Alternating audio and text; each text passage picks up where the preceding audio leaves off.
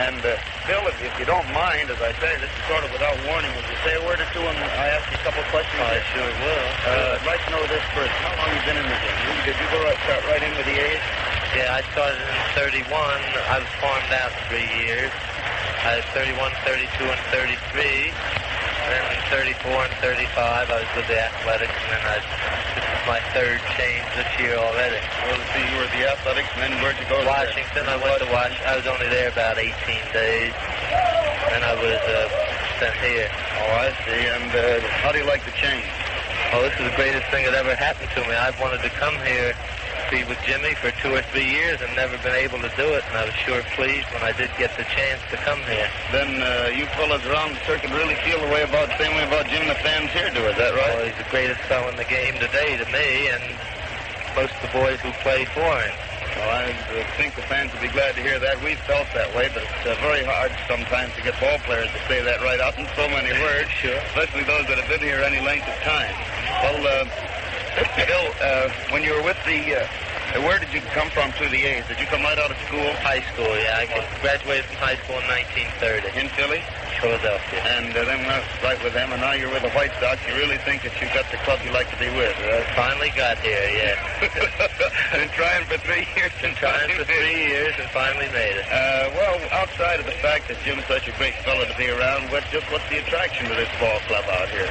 Well, they got a swell bunch of ball players, and I think within the next 2 years they're going to be a very dangerous pennant contender. And I think with Muddy Rule, who has helped me tremendously since I've been here, and with a catching of Sewell, who I think is the best receiver in the league, I think it's a great and bit of encouragement for a young pitcher to come here and pitch.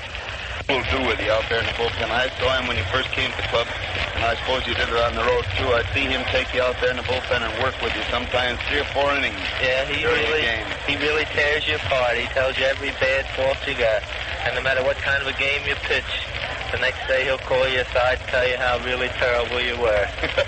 In other words, you might win, but he lets you know that you're lucky in some respects. That's the idea. You don't get a little bit smug. Well, did he do any changing with you? Because I know before you came here, your control was supposed to be a little bad. Why, he found it the first day I was here. He found out that I was gripping the ball very tightly, and he made me loosen up my grip, and I don't know, I can't say yet because I've only been in these 2 games, but I think that might have been the cause of my trouble all along. You seem to feel easier out there now. I notice that you're not trying to steer the ball anymore at all. No. You're just throwing it. I feel great. Well, that's the answer. Isn't that strange? A fellow like that will take one look and find that out.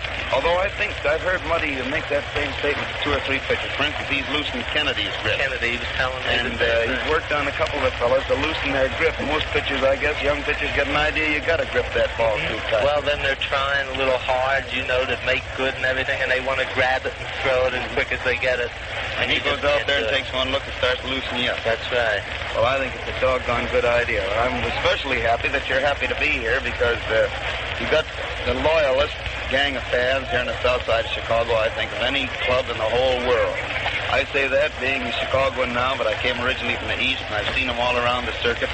And this gang, you didn't see an awful lot of this ball club during the years when it was in last place, but we had days like this one Sunday after another, 20,000 people out here, 30,000 for a tail-end ball club, so you're going to have a lot of friends for you through here. Yeah, your home still in Philly, Bill? Yeah, I lived in Philly. I've made my home there all my life. You married or single? I'm married. Got a family? I have one child, 19 months old. Well, boy or girl? Boy. Boy, well, he'll be another ball player coming along. Just about the time you are ready to hang up the glove, well, he'll be about ready. Yes, he will. Well, that's so. Well, thanks a lot, Bill. Our fans wanted to meet you, and I wanted to chat with you, and I do like to catch you fellas sort of unawares this way. Then you're more natural, because some of these fellas, you warn them a day ahead of time. By the time you get them in front of the mic, they're so nervous they don't know what they're going to say. Although I don't think you would. Thanks a lot, Bill Dietrich, the new pitcher of the White Sox, who did that grand job yesterday, holding this very valuable and expensive Red Sox team to 2 hits and coming out, as you well know, very much on top.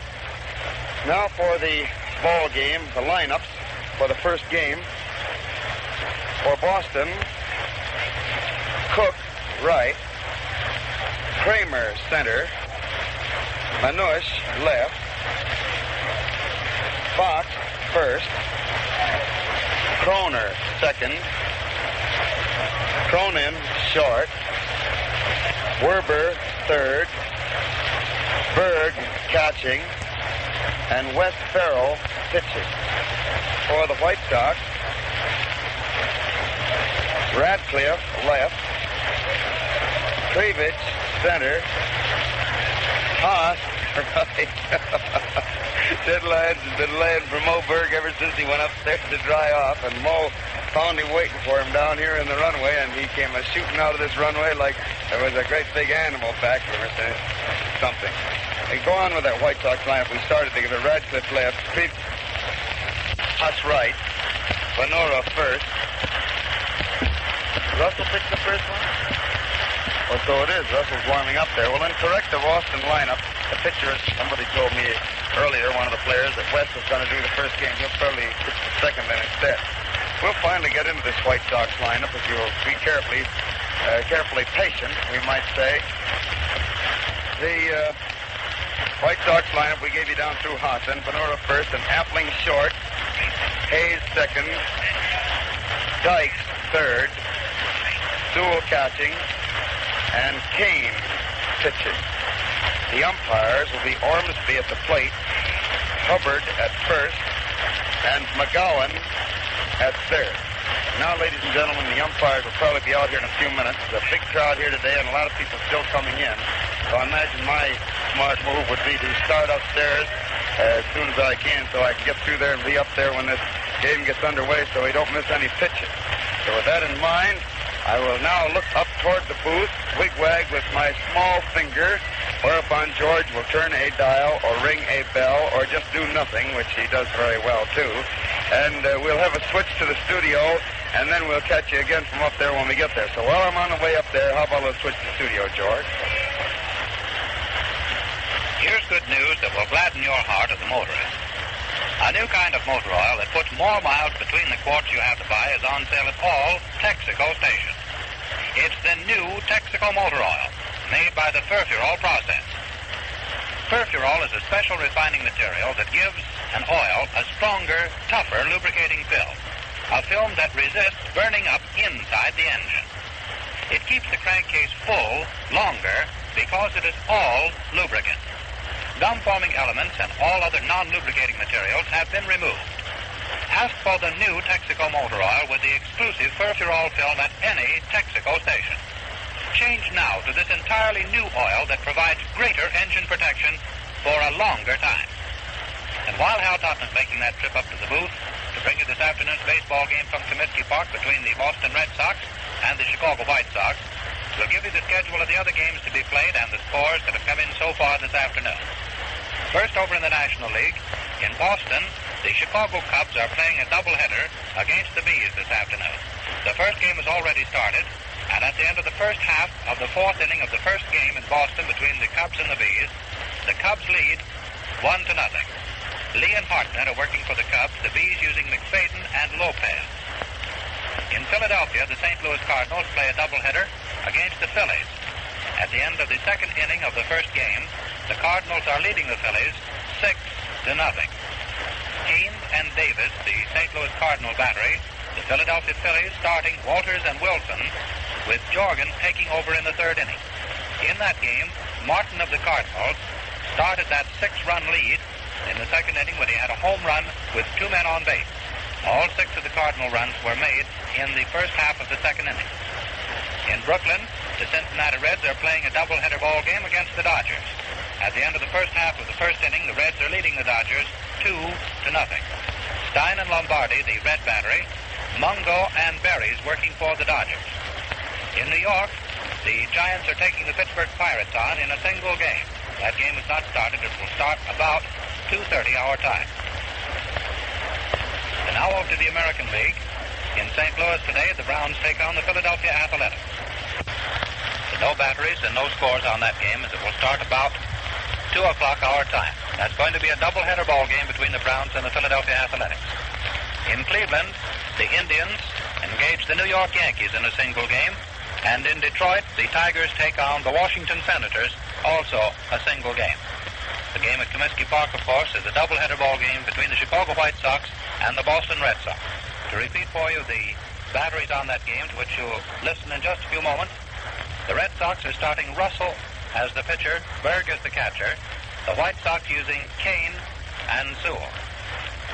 And now for a look at the standings of the clubs in both leagues. First, the National League. The Chicago Cubs are in first place.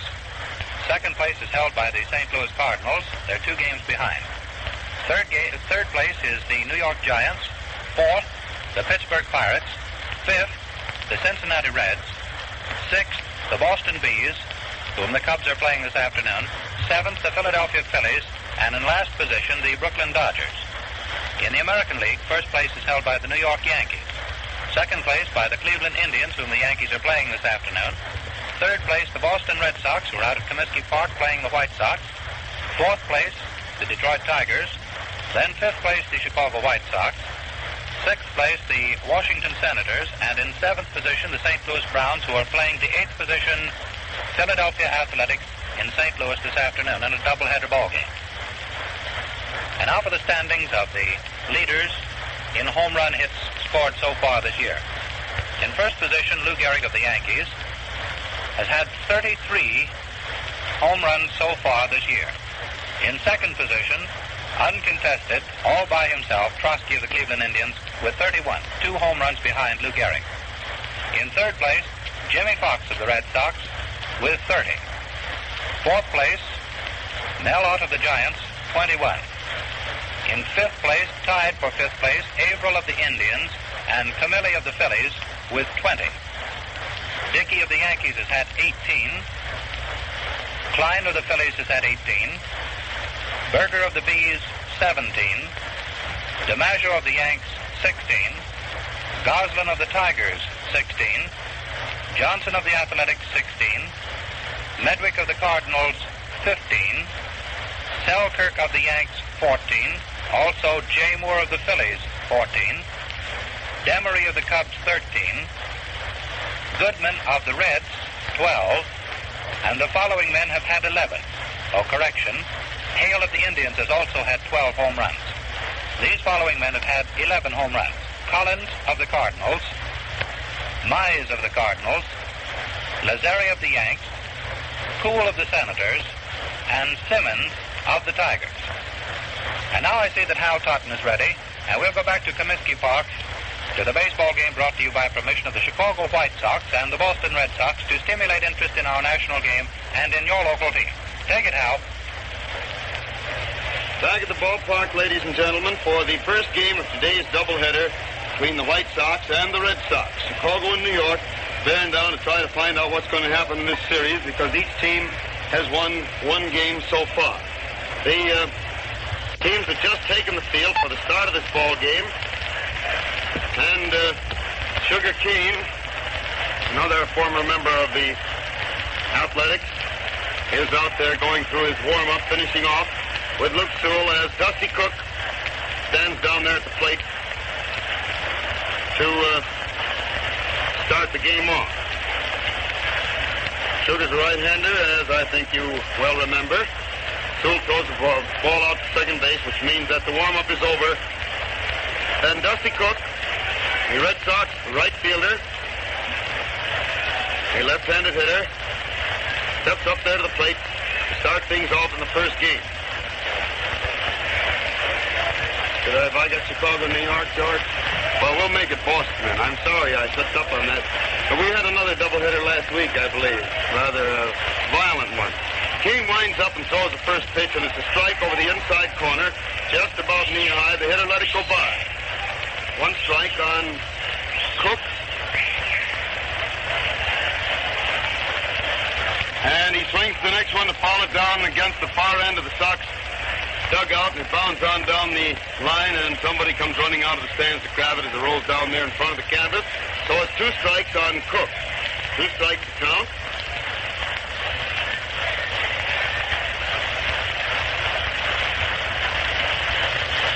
Kane standing there getting his sign again. Starts to wind up.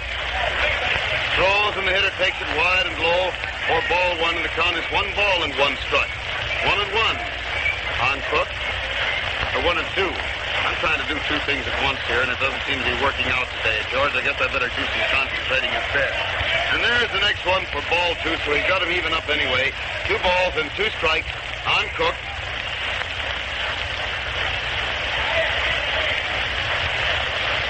Kane again starts to wind up pitches, and Dusty takes it inside across the waist for ball 3. Had 2 strikes on him, but now he's run the count to 3-2. Kane stands there, rubbing up that ball a little, finally starts his wind-up. Pitches. Cook swings it a bounder out to the left of Appling, who gets it nicely, throws to first, and Dusty is out for the first out in the first inning. 1 out of the first inning for the Red Sox, and Roger Kramer, the Boston center fielder, is at bat.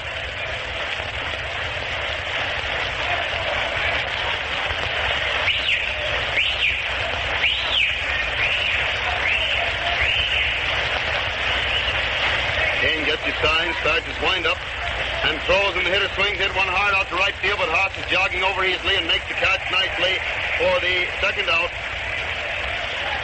Just ran 3 or 4 long strides to his left and then stood and waited. And that brings Heine Manush, the Husky left-handed hitting left fielder of the Red Sox. Kane on the slab getting his sign. Pitched the first one. Winds up. Pitches. And it's a wide one across the waist for ball 1.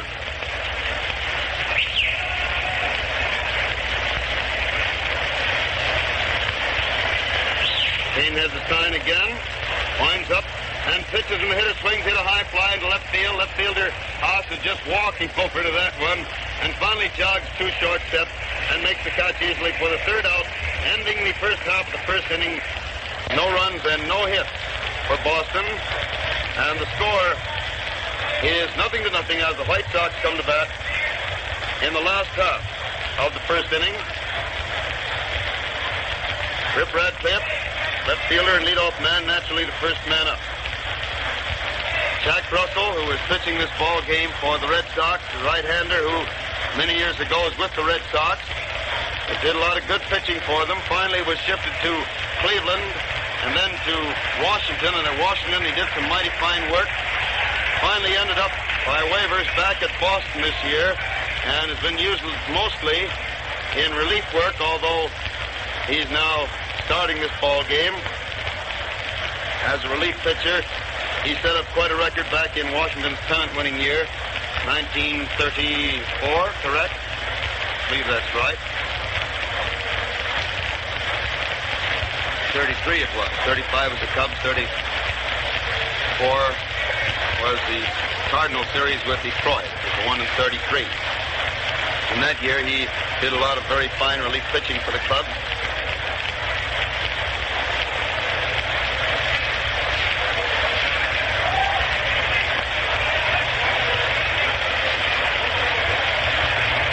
Radcliffe is up there at the plate.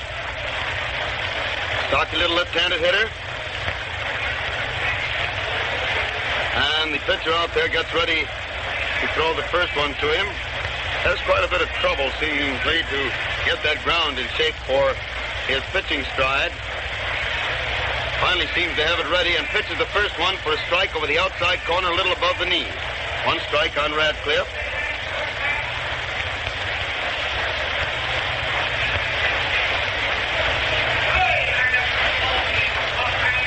And the next one is wide and low for ball 1, so the count is 1-1. 1 ball and 1 strike. Hits the next one, a slow one that is foul down the first baseline. Tried to pull that one to right, but he topped it and it rolled foul, and is fielded by Fox, goes on around the infield.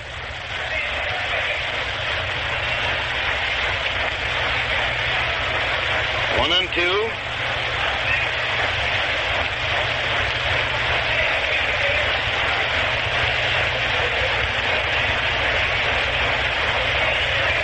Russell stands out there again, studying that ground just in front of the slab. Spent a lot of time kicking that into shape. But finally starts to wind up again, throws, and Rip swings at a slow bounder out to the second baseman. He grabs it, throws to first, and Radcliffe is out for the first out in the first inning, bringing Mike Krivich, White Sox center fielder. to bat. Cocky little right-handed hitter.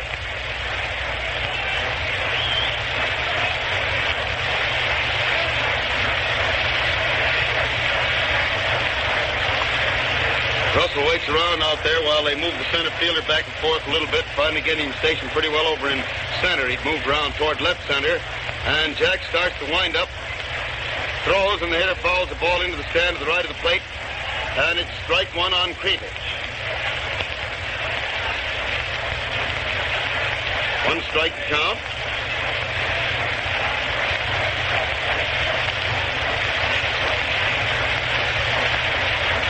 Russell takes quite a while out there. He studies every pitch carefully. Now he's winding up again and throws. Got the ball inside a little bit, down around the waist, and it's 1-1. 1 ball and 1 strike.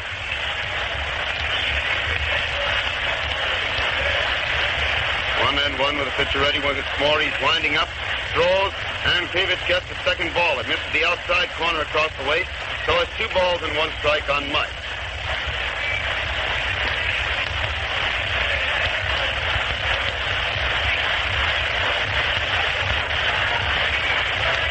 Throws once more, and it's a slow one that floats over the outside corner waist high for the second strike. Hitter stood there and waited and seemed hesitant about making up his mind to go after that cripple. Finally decided to let it go by, and it's 2-2. 2 balls and 2 strikes. He swings again to foul this one on the ground to the left of the plate. It's still 2 balls and 2 strikes on Krivich.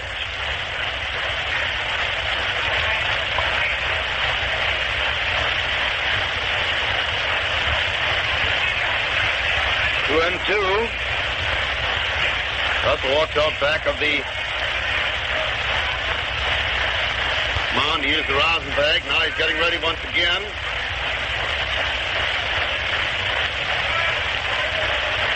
Winds up, pitches, and Mike swings hit a high fly, going foul down the right field line. And Fox goes after it, but it drops just in the first tier of boxes, out of his reach, down back at first base, and it's still 2 balls and 2 strikes.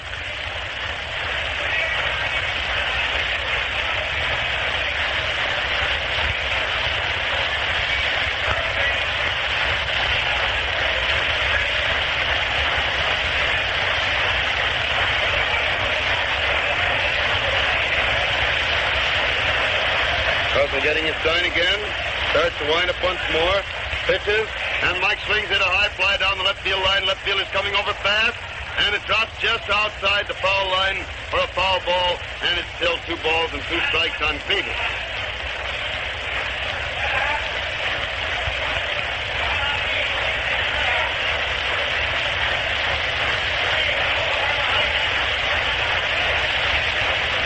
Russell's walking around in a circle out in the grass back of the pitcher's mound again, rubbing up that ball. And Krivich finally arrives back at the plate. He put the binoculars on him now, see what they look like. Russell finally walks back up on the slab, has the sign, he's winding up, pitches, and there's the third strike, a beauty right down the middle, waist high, and Krivich is called out on strikes for the second out in the first inning. Mike let a good one go by that time.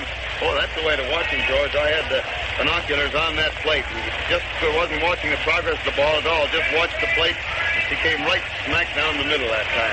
Right down the middle. And so it's 2 out in the first inning, and Mule Hunt is at bat.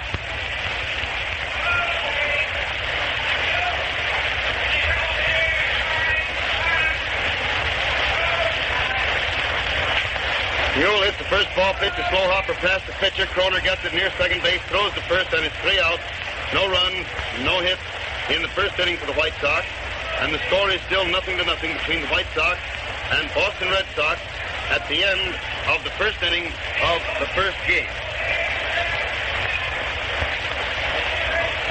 Does your car tend to heat up, slow and sluggish in heavy traffic? Lots of times the cause is in the motor oil you're using. Oil does more than lubricate. It must seal the pistons and rings and the cylinders if you get to get full power. Play safe. Use new Texaco motor oil and be sure.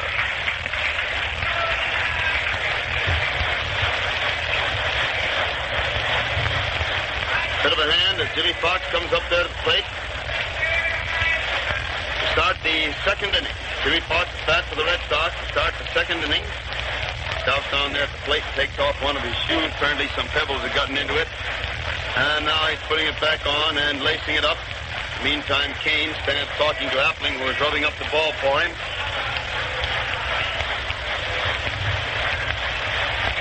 Fox finally gets to his feet, steps up to the plate.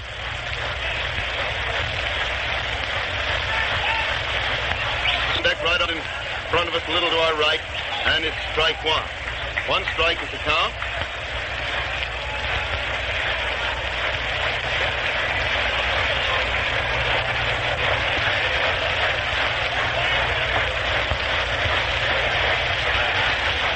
Winds up again, pitches the hitter, hits a beauty down the left field line, just inside the foul line for a long base hit.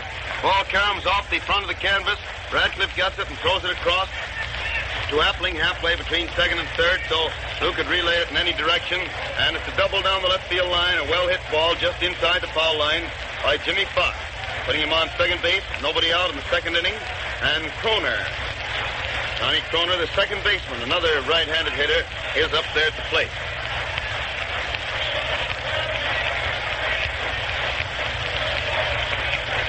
Hitter swings and fouls the first one back to the screen for strike one. One strike to count.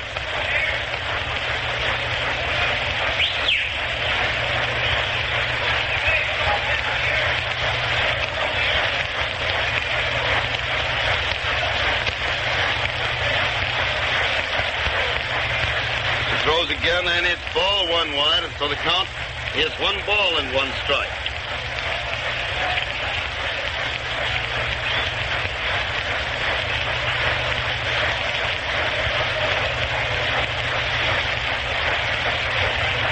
Hits the next one, a drive to right field. Haas is racing back. Pretty well makes the catch. Fox is going to third base after the catch. A very fine throw comes over, but it isn't going to get there in time, so Dykes yells to Appling to cut it off, which he does. So on Kroner's long fly to Haas in right field, Fox goes to third base, and he's on third base with 1 out in the second inning, and Joe Cronin, the Red Sox manager and shortstop, is at bat.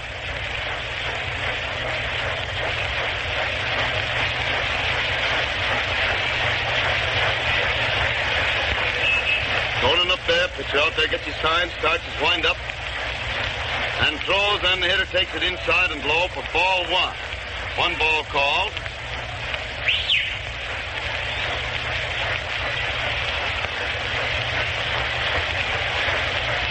Kane winds up, throws again, he swings and fouls the ball out in front of the plate, bounds up and hits him as he starts out of the batter's box and rolls out into the infield. So it's a foul and a strike, and the count is 1 ball and 1 strike on Cronin. 1-1 the count.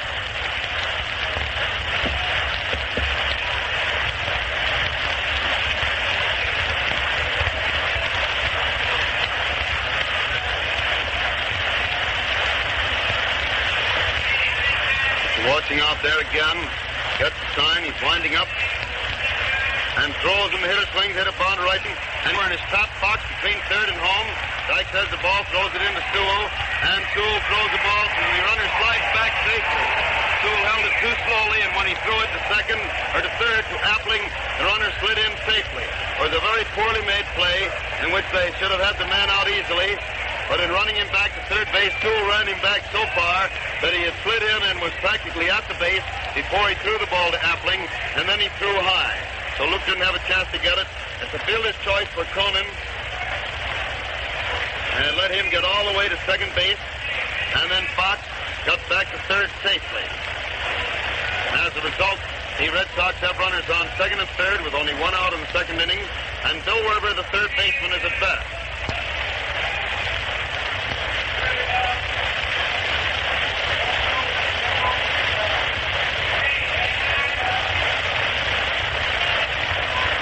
It had 2 out there and a man on not farther than second base. Kane winds up, throws, and Werber takes the ball. It's over the plate for blow, and it's ball 1.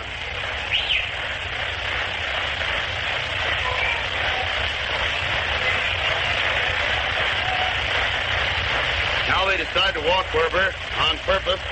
Take a chance on Moberg coming up next with 4th place possible. pitched one bad one to him, then they decided to give him his base on ball to fill the bases. And here comes the fourth ball, and Werber gets the base on ball. He trots down first base, and so the Red Sox have the bases full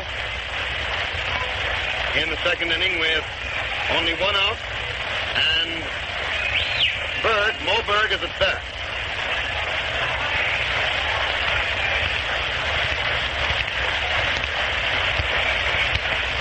Kane stands there getting a sign. Pitch first one to Mo. Starks his wind up and pitches, and Berg takes the ball. It's a curve ball, wide and low. One ball called. Ball had plenty on it.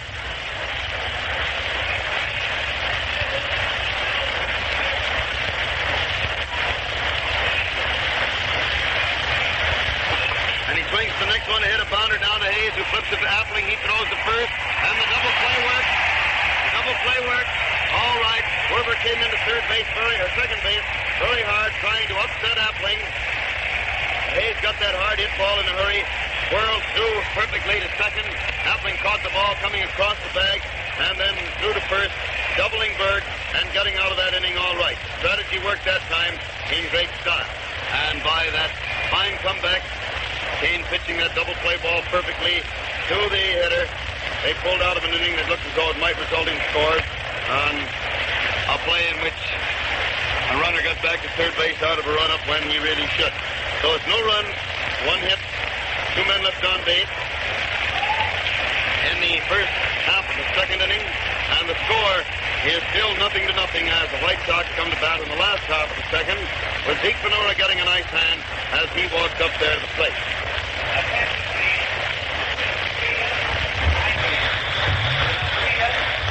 The pitcher still warming up there on the mound as Ventura waits, swinging a couple of bats. The ball is finally thrown to second base. It's back to Russell, and Zeke steps up there to the plate to start the last half of the second inning.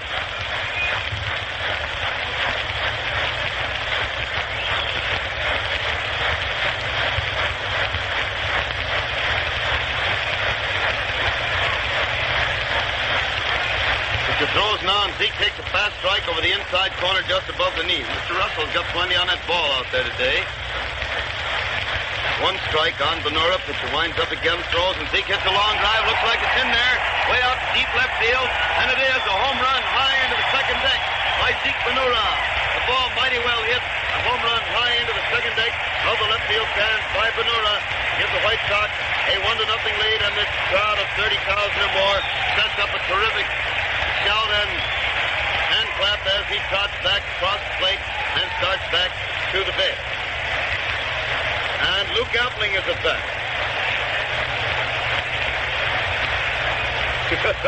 Jimmy Dykes waiting down there alongside the dugout, turned around and kidded Zeke as he walked back, and Ty finally took a bat and gave him sort of a spank as he ducked into the dugout. And now the next one, Appling lines the ball deep into left field. The left fielder juggles the ball momentarily, but recovers it in time to throw it in to hold Appling at first base. The long single to left field by Luke, putting him on first base with nobody out in the second inning for the Sox. One run home as a result of Venura's home run, and the next man up, Jackie Hayes. Jackie Hayes, White Sox second baseman up there.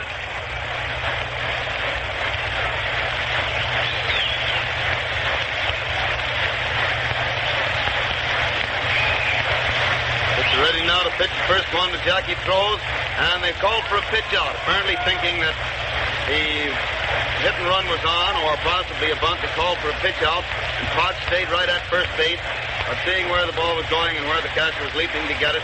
Appling didn't move off the bat. Russell still watching first pitches again, and it's a strike over the heart of the plate above the knees to make it 1-1. 1 ball and 1 strike on Hayes. 1-1 the count. Russell turns and throws it first. Appling had just started to take his lean towards second. Had to swing all the way around to get back to first base, but he did it all right.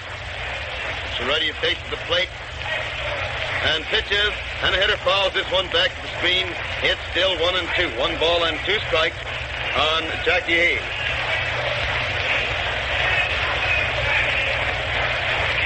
Pitcher again walks out onto the grass back to the mound to consult the rosin bag. Dries his fingers, comes back, swiping them off on his shirt front, and then takes his place on the slab, ready to pitch again to Jackie Hayes. Swings around on the slab, and pitches, and the hitter takes it high and inside for ball one. Or ball two, rather. The count is 2 balls and 2 strikes. 2-2 the count.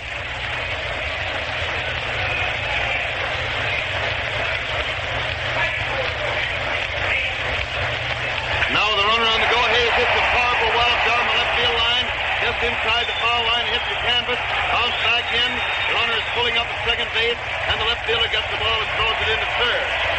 Well hit, and wasn't fair by more than 2 inches. But it was fair enough so as there was no squawk or complaint from the Red Sox players. A mighty well-hit ball on a hit-run play down the left field line for 2 bases by Jackie Hayes, scoring Appling from first base. Jackie himself is on second now. Nobody out. 2-runs home in the second inning. White Sox now leading Boston 2-0, and the Red Sox are starting to warm up another pitcher in the right field bullpen. Russell gets ready. Pitches, and Dykes fouls this one high into the second deck above and to the right of the plate for strike one.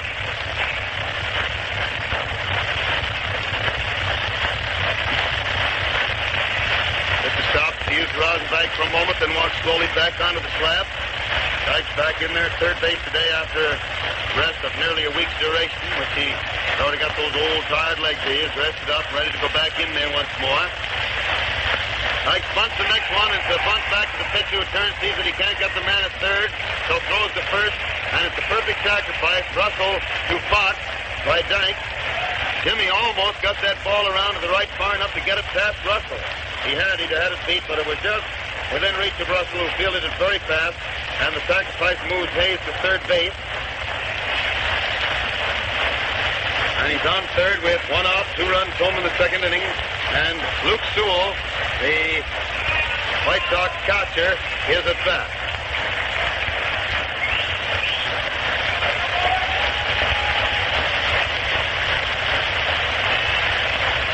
Sewell stops to dig in there at the plate, dig a hold, brace his right foot into the rear of the batter's box. Now faces Russell, who starts to wind up infield, playing in. And the first pitch is inside across the waist for ball one. 1 ball called. Left side of the infield isn't quite into the grass. Right side almost into it. Russell's winding up once more. Throws, and Sewell swings to foul the ball into the stand, back into the right of the plate. Lands in the second deck, down in front of us to our right. And it's 1-1, 1 ball and 1 strike on Sewell.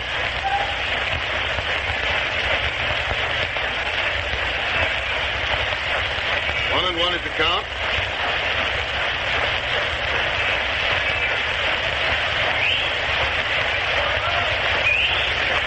And the pitch is ready once more. Throws, and Sewell hits a bounder, an easy one right back at the pitcher, who gets it, throws the first after holding Appling at third, or Hayes at third base.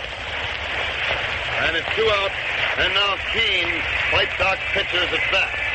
I believe the pitcher warming up in the right field bullpen is Wilson. Binoculars show that 18, if I'm not mistaken. Keene now walks up to the plate. Also pitching hard here to get out of this without this other run scoring. It's on third base. He's got a pitch to the pitcher also. Winds up, throws, and Keene swings to foul the ball way back into the second deck to above and to the left of the plate. Well flanked by ushers, but a fan manages to sneak in between them and grab it right. No, the usher got it, didn't he? I thought the fan had it when he walked away. He looked as though he was holding something in his hand, but he wasn't. And the next pitch to Shug is wide for ball one, and the count is 1 ball and 1 strike. 1-1.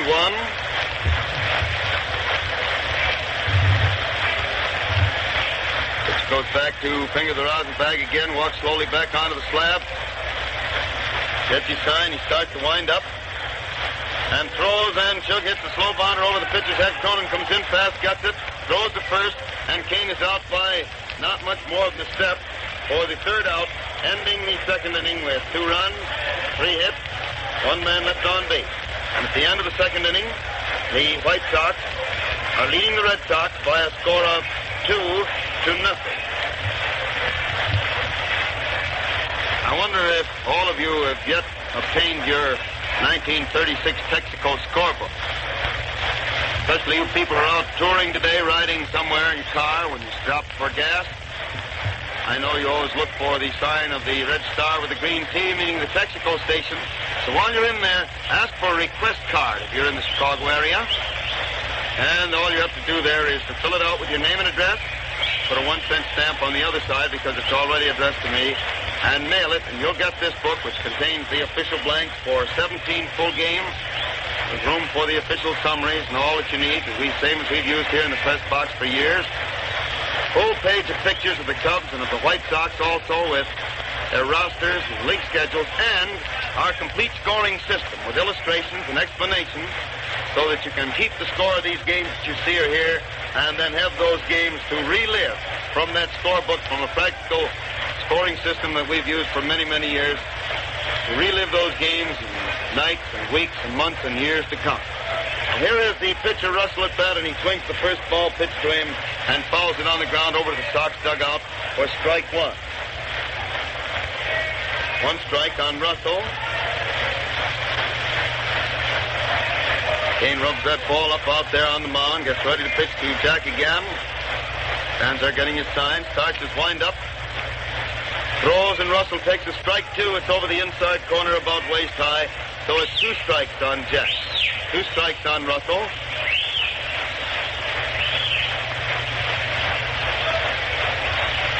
He winds up once more, throws, and the hitter swings the foul ball on the ground and rolls back into the left, back to the stands, and it's 2 strikes still on Jack Russell, the Red Sox pitcher at bat to start the third inning.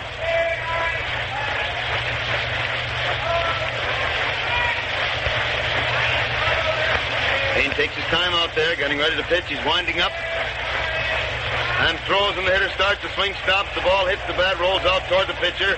Kane comes in, gets it, throws to first, and Russell is out for the first out in the third inning. Jack tried to stop his swing after starting for that ball. The ball met the bat rather squarely and dribbled out toward the pitcher about halfway out. Kane came in to get it and throw his man out at first.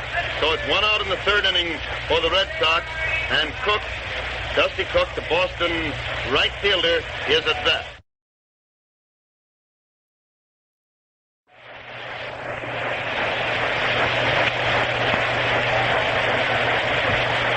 Dusty swings the first pitch and starts to run it out, but it's foul. Attaboy, Dusty, that's hustling. He hit that ball. All he knew was he hit it. He wasn't stopping to see where it was. He was running it out, and he's very fast. And by not wasting any time that way, he stood a chance of beating it out if the ball was fair. Rolled. Oh, now he gets back to the plate again. These ball players that stop and look that get thrown out so many times, and Cook is on the go. He wants to get there. You can always come back, but you can't get down there if you wait too long to start. He hits the next one. It's another foul down the left field line, going back into the seats. Radcliffe comes across, but it's well back in the seats for strike 2. 2 strikes on Cook.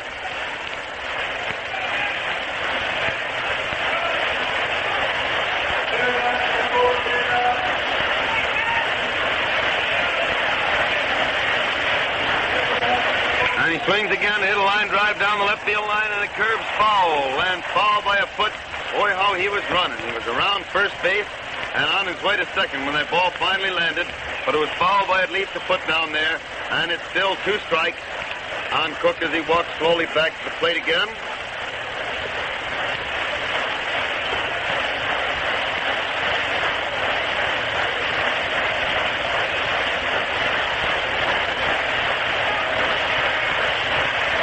He waits out there once more, starts to wind up, and throws, and the hitter takes a strike. Oh, it's a ball. I called that one too soon. The umpire hadn't called it yet, but apparently it was just too low. The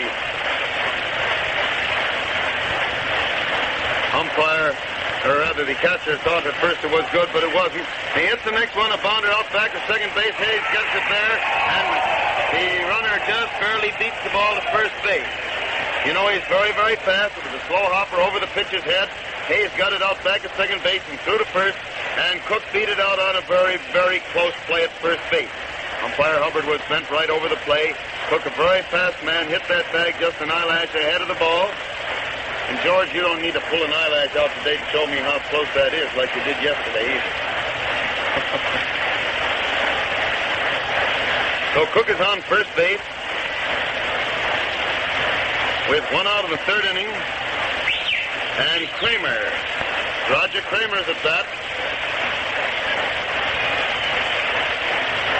And the first pitch is a strike over the heart of the plate down around the knee. 1 strike on Kramer. King watches first base, gets ready again as he's signed. And pitches, and the hitter fouls this one right back toward us and lands down here in front of us amongst the fans. And it's 2 strikes on Kramer. 2 strikes to count.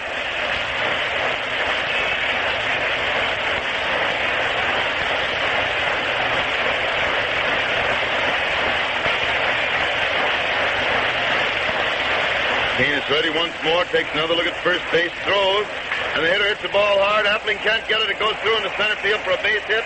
Cook is around second on his way to third, and Krivich gets the ball and throws it wisely into second base. If he'd thrown to third, the other runner might have gotten to second, and he had no chance of getting Cook. That was another bounder, but it was just barely out of reach of Appling. Cook almost got it, but not quite. And so now the Red Sox have runners on first and third with only 1 out in the 3rd inning.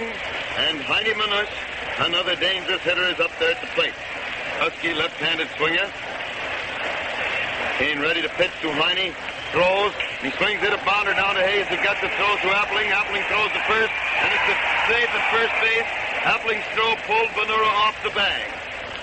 Is out all right at second, and a run scores because Appling's throw to first, which if it was good would have gotten the man, was high, and as a result, the runner got to first base and a run score. Kramer gets up and dusts himself, starts back to the bench. I think probably the throw was bad mainly because Kramer went into second base so very hard that Appling was thrown way off stride, and the play was close enough so that Bonura, in leaving the base by only about a foot, couldn't get back to it before Manush hit the bag. And Cook scores a run that makes the score 2-1 in favor of the White Sox. And Fox at bat swings at the first one, fouls it back onto the roof of the stand, bounds down back of it. And it's 1 strike.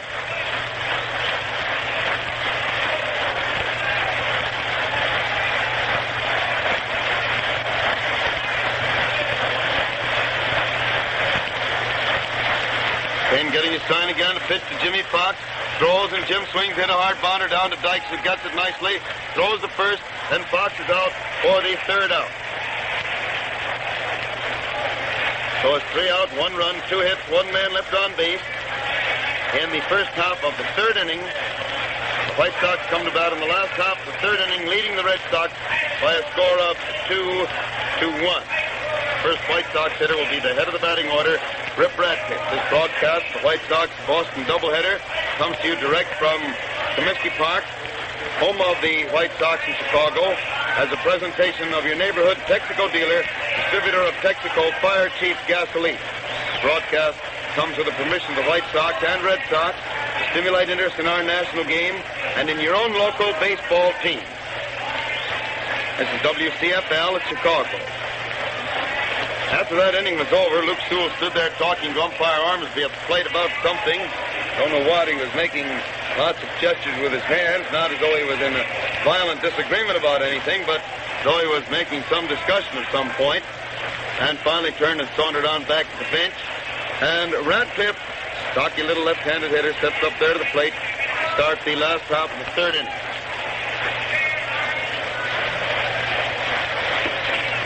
And the first pitch is a curveball. It misses the outside corner across the way of knees for ball 1. Russell winds up again, pitches, and Radcliffe swings to hit a hard bounder right straight at Kroner, the second baseman, who throws him out at first, although the throw was pretty high, and Fox had to end up reaching for it. So it's 1 out in the 3rd inning for the White Sox. And Mike Krivich, White Sox center fielder, is at bat. Another chunky little fellow, a right-handed batsman. Winds up the pitch. First one to Mike throws, and he takes it high and inside for ball one. One ball called.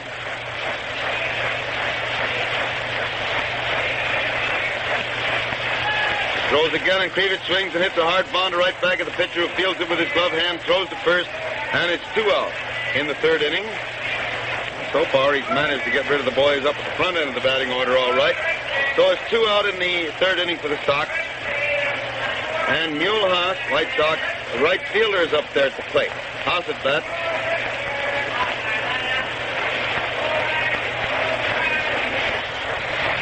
Winds up, throws, and the Mule swings, hit a high fly into left field. Shortstop, third baseman dashing back, right fielder coming in. The ball lands, bounds away from him, and the runner pulls up at second base. And Werber backs up to cover third. Russell also coming over there. That's what you call a Texaco leaguer.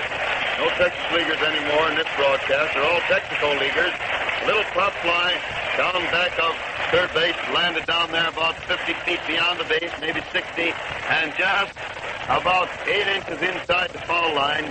And it's out for a 2-base hit. Texas leaguers anymore in this broadcast. They're all Texaco leaguers.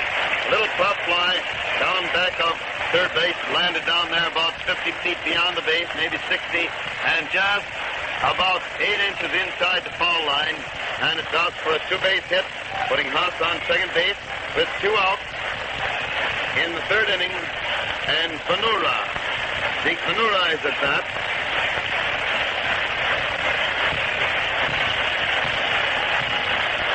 Waits out there, gets ready to pitch the first one to Zeke. Throws, and he leans back to take a high one inside for ball one. One ball called. Russell walks slowly back onto the slab again. Takes another look back at second, then pitches, and Zeke jumps back to take the second ball inside and low. And so it's 2-0. 2 balls and no strikes.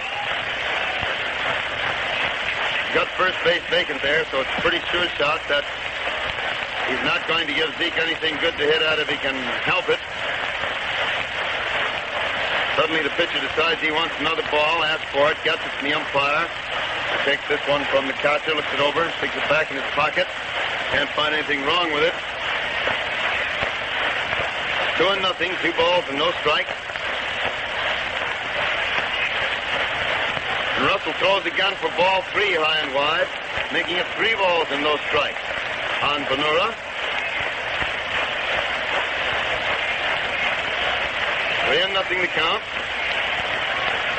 They decide to throw that fourth one wide anyway, and so they do, and he gets a base on balls. Only the fourth pitch was intentionally wide, but as before, as I said, the first pitches, they would rather give him bad balls and fill first base than take a chance on giving him a good ball to hit. He hit a home run in the second inning. And now Luke Appling is up there at the plate. Appling at bat. Russell leans way over to get his time. Back at second base where the shortstop is worrying the runner. And then pitches a curveball wide for ball 1. 1 ball called.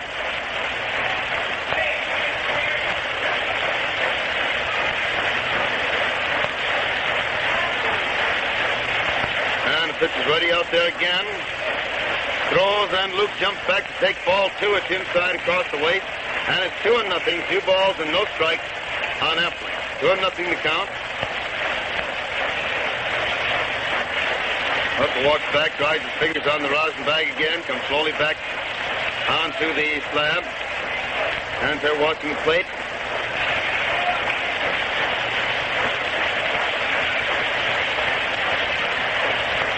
And the pitch is ready once more. Throws, and the hitter takes the third ball. It's inside, and it makes it 3-0. 3 balls and no strikes on Appling.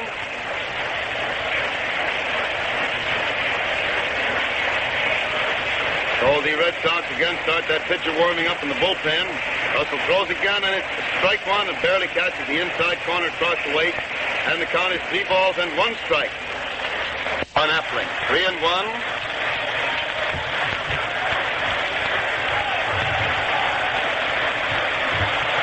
Pitcher walks slowly back to talk to Cronin. Well, how do you do, Ernie? So you're here in time. Now suddenly Cronin comes in to talk to the catcher and pitcher. Croner also comes in there, and two base umpires are there also in the discussion. Just what it is, I don't know. There doesn't seem to be any argument of any sort. The discussion seems to be chiefly between the pitcher and catcher, but Cronin got in on it.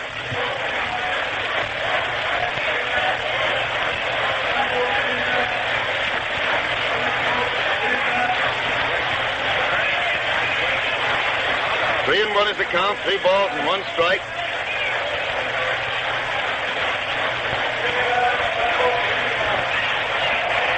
Now there comes ball 4, a wide one.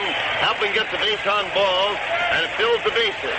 With 2 out in the 3rd inning, and Hayes, Jackie Hayes at bat. Base is full. 2 out. Jackie Hayes at bat.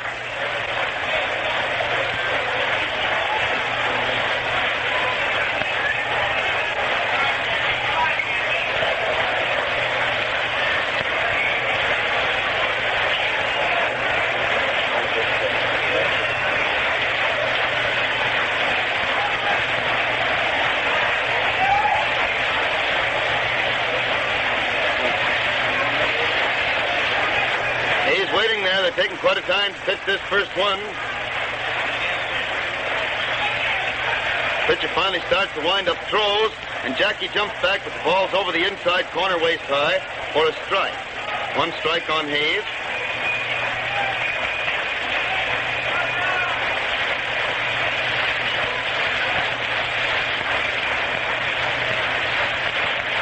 Russell still watching the catcher for his time. Finally has it again. He's winding up. Slowly, pitches. Hayes swings, hit a slow bounder, but it's foul to the left of the plate, and it's strike 2. That makes it 2 strikes on Jackie Hayes. White Sox, remember, have the bases full in the 3rd inning with 2 out. White Sox are leading the Red Sox 2-1.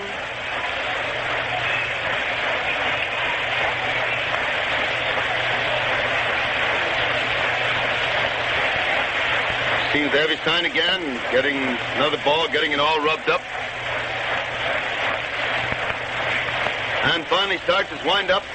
He throws, and it's a high one. It's over the plate, but too high, and it's ball 1. Make the count 1 ball and 2 strikes on Hayes. 1-2 the count.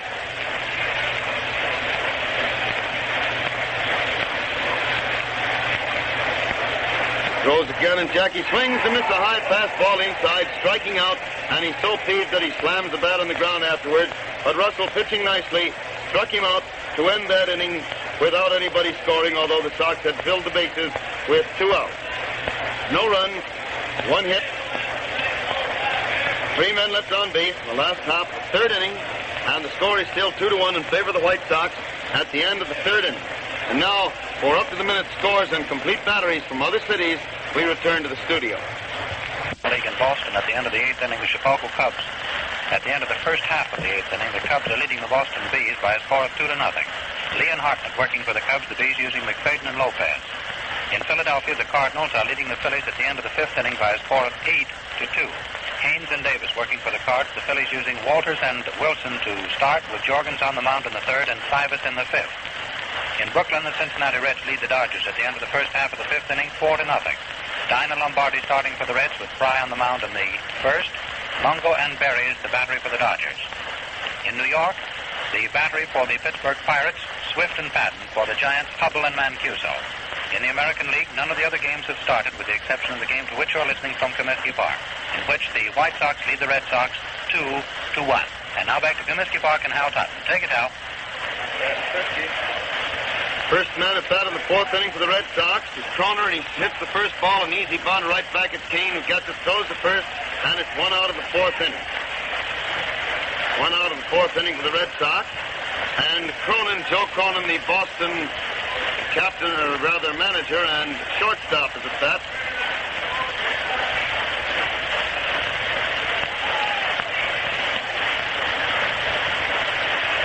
Takes a look around, gets ready now to pitch the first one to Cronin. Starts his wind-up. Throws. And it's a strike over the heart of the plate about knee high. One strike on Cronin. Pitcher again starts to wind up.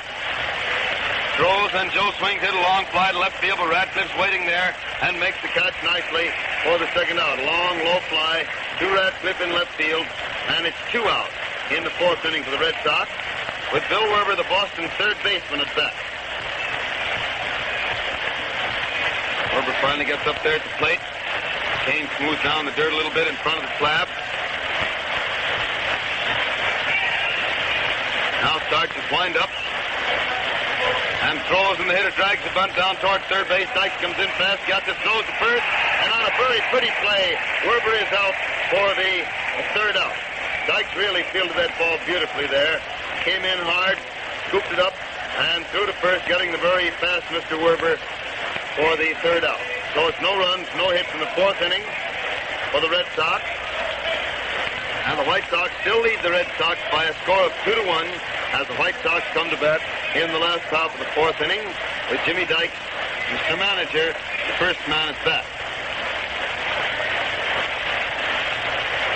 Russell down here was going out onto the mound, but suddenly decides to wait for Bird coming out of the dugout, and then walks up toward the infield talking to Mo.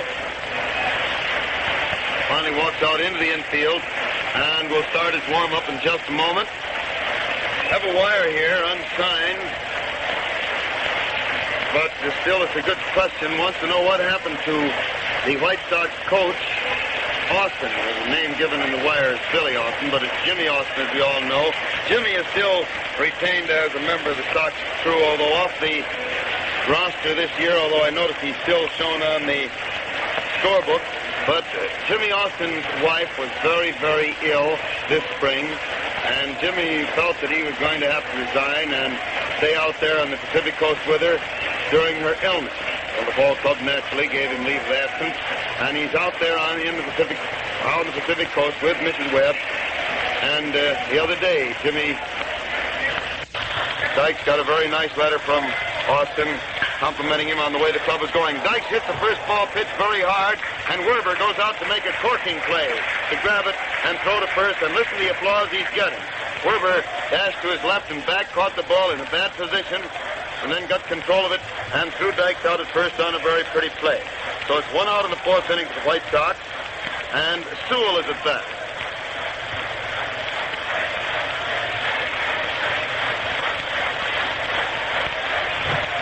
Luke takes the first one for a strike over the outside corner, waist high. 1 strike is the count on Luke Sewell. Bat with 1 out of the 4th inning for the White Sox. And Luke twists away and just barely misses getting hit by the next one. It almost brushed the back of his shirt as he twisted away from the plate and takes it inside for ball 1. The count is 1-1, 1 ball and 1 strike on Sewell. So again is winding up, throws, and Sewell takes a ball wide and low, and it's 2 balls and 1 strike on Luke. 2-1.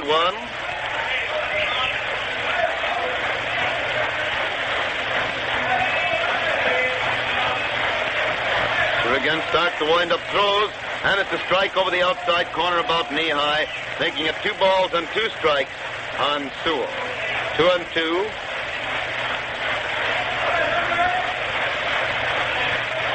Swings to the next hit, a bounder down toward third base. Werber makes a fine play to even stop the ball back of third base, but he can't handle it, and it goes as a base hit with the runner getting to first base safely. The ball was hard hit down the line. Werber this time went back into his right and knocked the ball down, but couldn't quite control it in time to get Sewell at first base. It was a hard try, and Werber almost made his second spectacular play on 2 batted balls. Couldn't quite handle that one, so it's a base hit. And now Kane at bat reaches out and bunts the first one. Russell goes out and gets it, throws the ball into the dirt at first base, and the runner is called safe. I believe the ball bounded into Cronin's hand in time to force Sewell, and he doesn't make any complaint about it. The throw by Russell was a bad throw, hitting the dirt in front of the bag, but Sewell sliding in, got in there just after the ball caromed into Cronin's glove and stuck there. Cronin had to reach way out to take it off the ground. And a rather nice play to get it. So it's 2 out in the 4th inning. Kane is now on first base, and Rip Radcliffe is at bat. He throws, and the Ripper takes a wide one across the knees for ball 1. 1 ball call.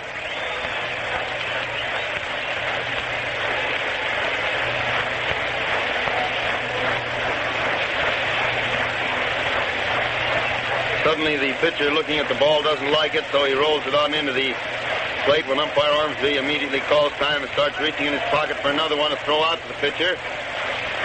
But Emmett still finds nothing wrong with that ball.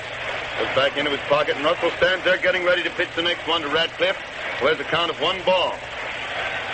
Throws again, and the Ripper almost went for a wide one, but let it go by wide for ball 2, making it 2-0, 2 balls and no strikes on Radcliffe. Kane on first base, 2 out in the 4th inning. White Sox leading Boston 2-1. Throws again, and it's a ball over the, missed the outside corner. Seemed to be a little high also. And it's 3-0. 3 balls and no strikes.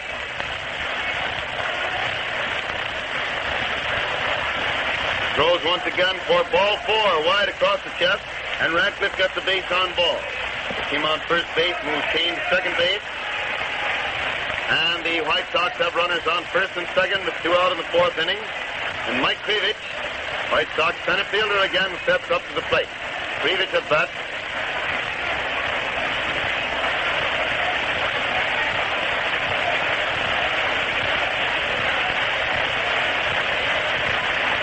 Watch the back at second and throws. Mike takes a strike over the inside corner, waist high. 1 strike on Krivich.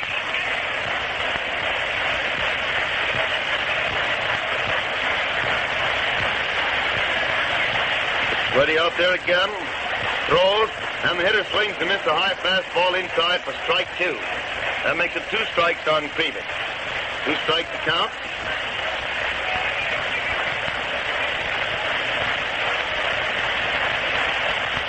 Again, Hedgie sign, throws, and it's ball 1. High and inside, so the count is 1 ball and 2 strikes on powerful little Mark. 1 and 2. White Sox runners on first and second, 2 out in the 4th inning. White Sox leading Boston 2-1. Russell is ready to pitch again. Pitches, Krivich swings and misses a curveball wide, striking out for the 3rd out. Russell really's got something there in that clinch. Has twice now with men on base and things looking bad. He's flips that 3rd strike over, but he gets them usually swinging. He got Hayes swinging with the bases full in the 3rd, and he got Krivich swinging this time. So the count of that inning, no runs, 1 hit, 2 men left on base. And the score is still 2-1 in favor of the White Sox at the end of the 4th inning.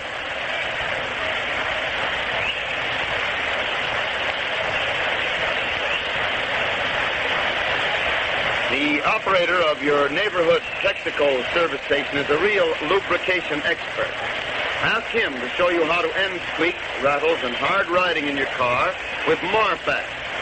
You'll see why oily, clinging Marpac will stay in the bearings twice as long as ordinary grease and protects your car against needless wear and tear.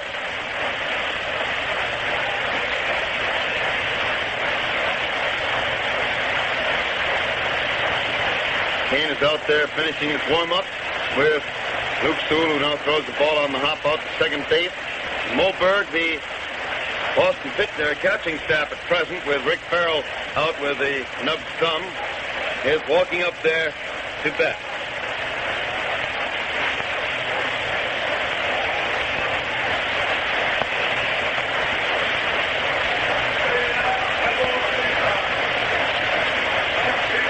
Kane starts to wind up throws, and Berg swings and misses a slow curve for strike 1. Swung himself clear around that time. 1 strike on Berg. And the pitcher winds up once more. Throws, and Mo swings, hit a bounder down to Jimmy Dykes, but it's fouled. Jimmy comes over and knocks it down barehanded and scoops it up, throws it back. Kane, so it's 2 strikes. 2 strikes to count.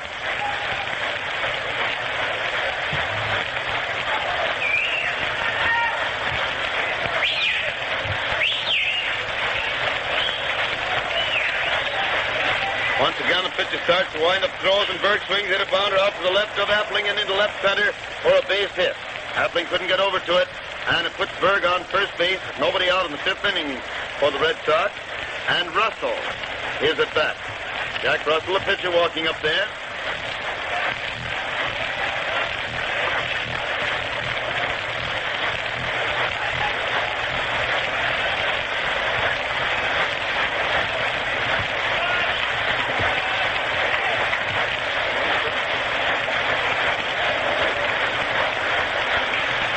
Now with the runner on the go for first base, the hitter comes in and bunts one, and then Sykes comes in, catches it on the line, throws to Hayes at first, and it's a double play. Russell tried to sacrifice, but he bunted a little looping line drive out to Jimmy Dykes, who was racing in fast. Berg was on the go to second base, and so Hayes just dashed over and took Dykes' throw at first base to complete a double play and make it 2 outs in the fifth inning with Dusty Cook at bat. He throws the first one. It's inside across the waist for ball 1.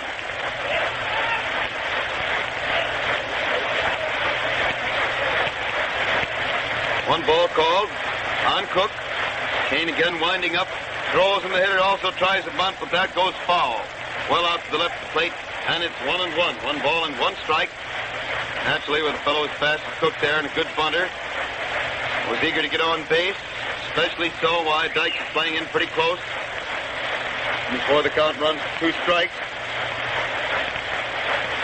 Kane throws again, and the hitter hits a foul into the stands, back under the second deck above and third base or back of it, and it's still 1-2. 1 ball and 2 strikes on Cook.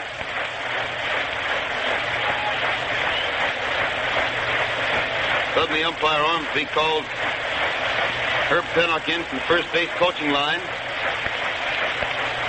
Herb says something to him. I don't know what. They have a little discussion, and Herb slowly walks back towards the coaching line. Drives back there. It's 1-2, 1 ball and 2 strikes. Kane throws again, and it's ball 2 inside and low, and the count is 2 balls and 2 strikes on Cook. 2-2 the count.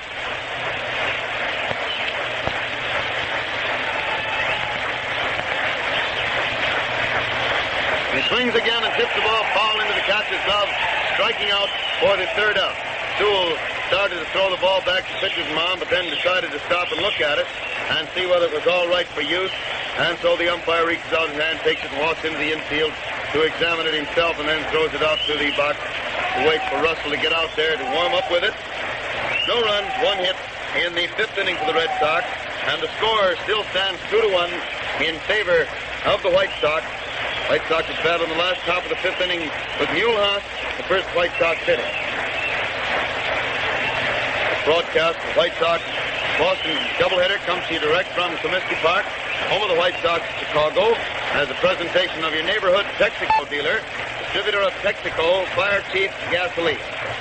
Broadcast comes with the permission of the White Sox and the Red Sox to stimulate interest in our national game and in your own local baseball team. This is WCFL at Chicago. Russell has finished his warm-up. Berg throws the ball out there where Croner gets it. Tosses it about 2 feet to Cronin, who rubs it up a little bit.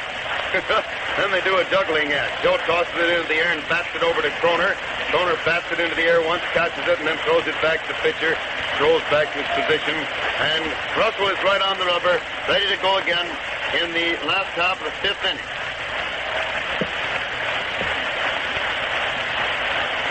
Russell getting his time, starts to wind up. Pitches, and Haas, the first hitter, hits a slow bounder down to Cronin, who gets it, throws the first, and the Mule is out for the first out of the 5th inning. That brings Zeke Benura to bat again. Zeke with a home run and a walk so far this afternoon, and he's been in a great hitting spree the last several days, practically for the last week. After having trouble for a while, he's really been going good lately. Stops to rub dust on his hands, then smooths out the dirt in the batter's box and steps up to the plate. Starts to wind up throws, and the hitter hits a hard bounder, and it goes right through Werber. And Werber after grabbing for the ball and not finding it there, throws both arms in the air as though in dejection. Now, how could anything like that happen? And as a result, the runner is on first base. Can you get a sign from that, George? They haven't had any sign relayed to us yet as to whether they're going to call that a hit or an error. They finally apparently decided to hit up there in the press box. And it puts Benura on first base with 1 out of the 5th inning and Appling at bat.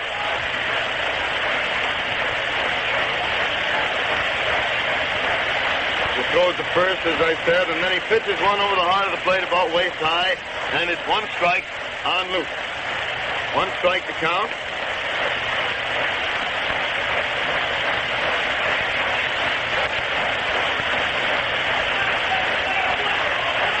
Russell swings around again. Pitcher turns and throws to first base again. The runner's back. But he's ready to pitch now. Throws. And Luke started to get out of the way of that one after starting a swing, but hit the bat and went foul and bounded right into the Boston dugout. And it's 2 strikes.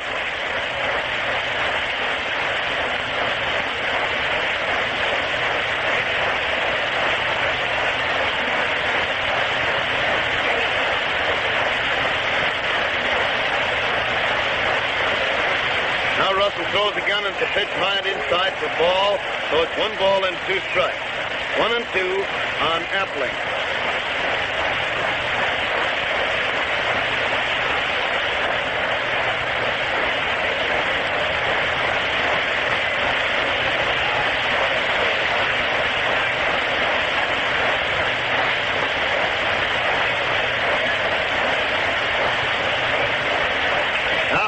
The next one thrown to right field for a base hit, and Benura stops at second as the ball is fielded fast. Though Zeke got a little bit too ambitious yesterday on a ball hit out in that direction, and was an easy out at third base, so Zeke wasn't taking any chances that time. He really started to stop long before he got to second base. So it's runners on first and second with 1 out of the 5th inning for the White Sox, and now Berg and Cronin over there to talk to Russell at the mound. Moe's coming running back to the plate again, and the Red Sox again warm somebody up in the right field bullpen.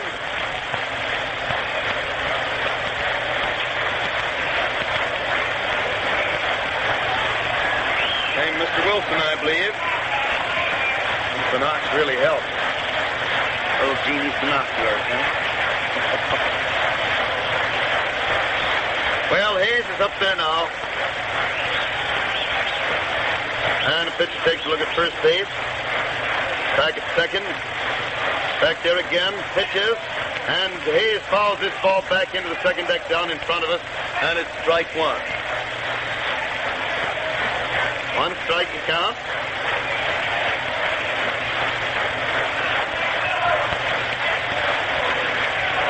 Pitcher rubs that ball up a little bit. Uses the rosin bag to dry his hands. And steps onto the rubber again.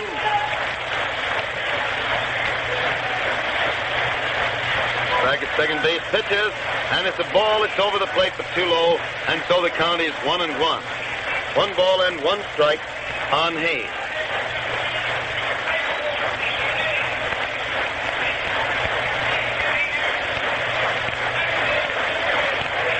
Waiting there again, takes a look around, back at the men back of him, then turns around, faces the plate again, swings around, he has a sign. Pitches, and Jackie swings hit a drive into left field. Left fielder's coming in fast, but he can't get it. Drops out there for a base hit. The left fielder throws into Werber. The ball gets past him, and it's recovered fast by Russell, who chases Appling back to second. But 1 run scored on Hayes' long single to left. Benura scored.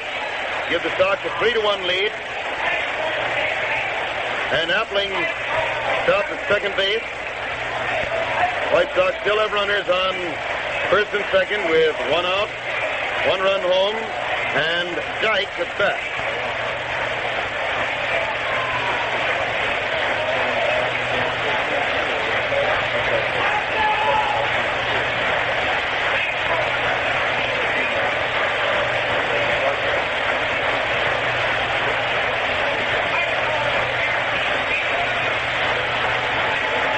Pitcher throws now to Jimmy Dyke to take the pitch inside and low for ball one. One ball called.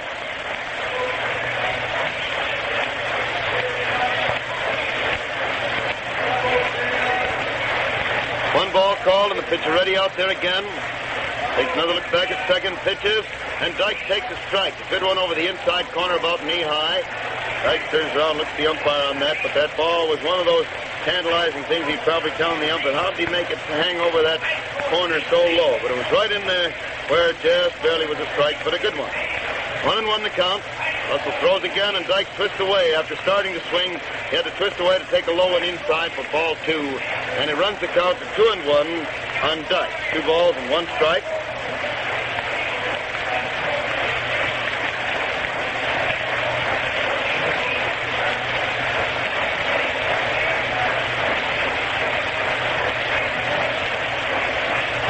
Finally gets his sign again, swings around once more, and throws, and Dyke swings in a high fly into short center field. Center fielder's coming in under it. He waits for it now and makes the catch, throwing hard to second base as Bud Appling was back there. So it's 2 out of the 5th inning for the White Sox. They still have runners on first and second with 1 run home. They're leading the Red Sox 3-1, and the man at bat is Luke Sewell, the White Sox catcher.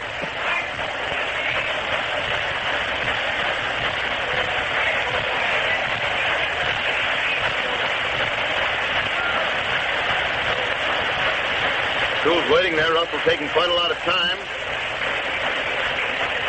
deciding what to pitch to him. And now he hits the next one, a bounder down past Werber. Werber tries to get it, just barely tags it. And the 1 run scores, and the runner from first gets to third, and the batter reaches second base as Manush gets the ball and throws it in to third base. I believe they'll call that an error, or a hit, I mean, because the ball was pretty well hit. Still, Werber had his hands on it, so we're having Eddie here check up to make sure whether it was a hit or an error. It's a very hard hit ball, and as a result, the runner from second scored. Appling scored. Hayes went to third, and Sewell went to second on the throw-in. Now with runners on second and third, 2 out, 2 runs home in the 5th inning. Kane, the pitcher's at bat, hits the first one, a high fly into center field, but the center fielder's under it and makes the catch for the 3rd out. Ending that inning, Kane bats left-handed, and he just looped that ball in there. Eddie comes back with the word that it's called a base hit on Sewell that time. Really was a hard hit ball past Werber. He just barely tagged it, and it scored Appling from second base to give the Sox their 2nd run of the inning. So it's 2 runs, 4 hits, and 2 men left on base in the last half of the 5th inning. And again, for just a moment, we return to the studio. Be sure and send in a request card for your copy of the 1936 Texaco Baseball Scorebook. By giving you this book, Texaco makes it possible for you to keep your own play-by-play record of the game. Al Totten's own personal system of scoring is clearly explained, and there are plenty of blank score sheets for you to use. You'll find a wealth of other interesting baseball between the covers of this book. Here's all you have to do to get your free copy of the 1936 Texaco Baseball Scorebook. Just go to any Texaco service station and ask for a request card. Write your name and address on the card, stamp it, and drop it in the mail. Don't delay. Send in your request card today. And now back to Comiskey Park for the continuation of the baseball game, brought to you by permission of the Chicago White Sox and the Boston Red Sox to stimulate interest in our national game and in your local team. Take it, Hal.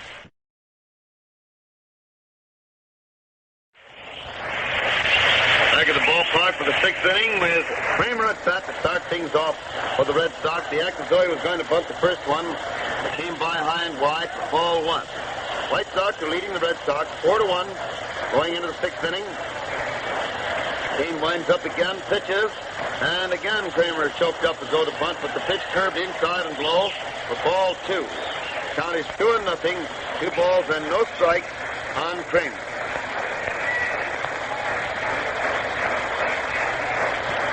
And there's the next one. The hitter jumps back for ball 3 inside, and it's 3-0, 3 balls and no strikes on Kramer. Kane gets this one over, though, right down the middle waist high. and it makes it 3-1. 3 balls and 1 strike on Rod. He throws again, and it's strike 2. Another fastball, let her high. Makes it 3 balls and 2 strikes on Kramer. 3-2 the count.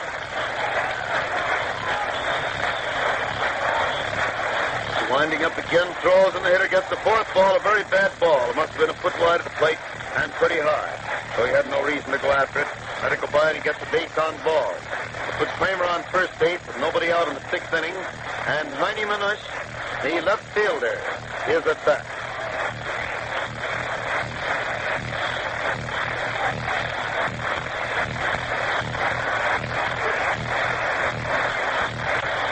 And the first pitch to Heine is a good strike over the inside corner about knee-high. 1 strike on Manush.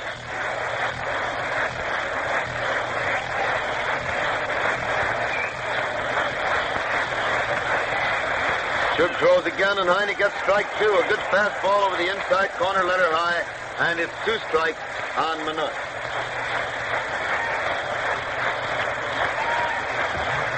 Two strikes to count. It's ready again. Throws, and the hitter leans way back to take a ball inside across the way. So it's 1-2. 1 ball and 2 strikes on Heine.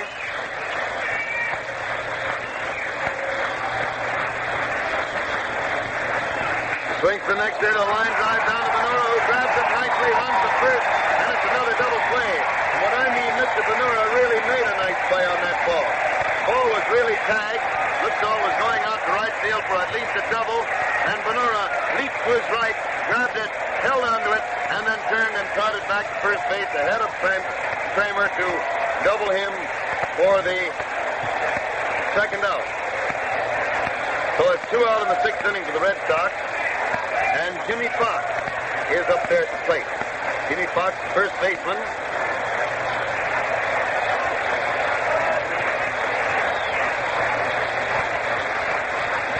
Throws the first one, and Jim takes a wide one across the waist for ball 1. 1 ball called.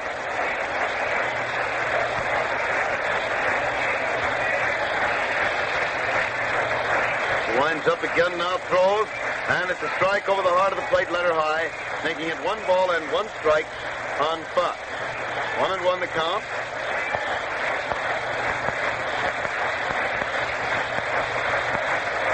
He throws again, and there's ball 2, a curveball inside and low, and it's 2 balls and 1 strike on Fox.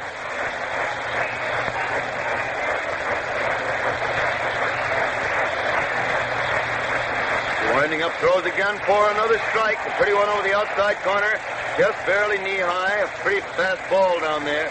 And it's 2 balls and 2 strikes on Fox. 2-2 the count. Throws again, and Jim started the swing stop, but the ball is over the outside corner anyway, and he's out for the 3rd out. Jimmy started the swing at that one. Stops the query of the umpire, but apparently umpire Ormsby tells him that he knows he didn't finish his swing, but the ball was over the corner.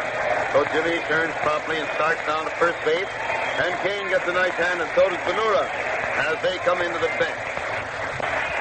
So it's no runs and no hits in the first half of the 6th inning. Score remaining 4-1 in favor of the White Sox as the White Sox come to bat in the last half of the 6th inning with Ripper Radcliffe. He first hit it. Leadoff man, first man up. Ripper hasn't had much luck the last couple of days towards preserving that high batting mark of his. I believe he had 1 hit yesterday, didn't he? Yeah, 1 hit and a walk, so he had a hit 3 times at bat technically. Run up 3 times today and had 1 walk, so he's charged with technically 2 times at bat. The other one being eliminated from that point of view. And here is the Ripper up there at the plate as the pitcher finishes.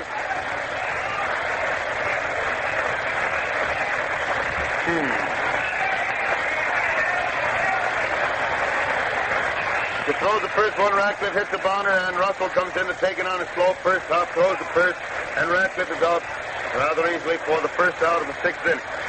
1 out of the 6th inning for the White Sox, and Krivik is at bat.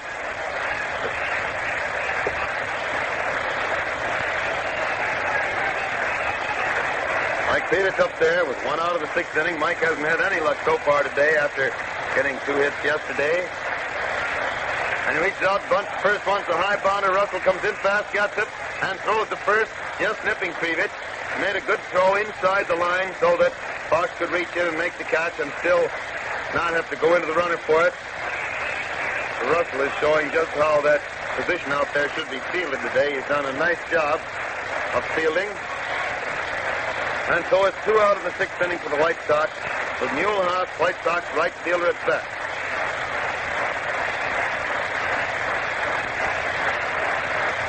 He winds up and throws, and it's a strike over the inside corner just above the knee. 1 strike on Haas. He winds up again, throws, and the Mule takes a wide one low for ball 1. So it's 1 ball and 1 strike on Haas. 1-1 the count.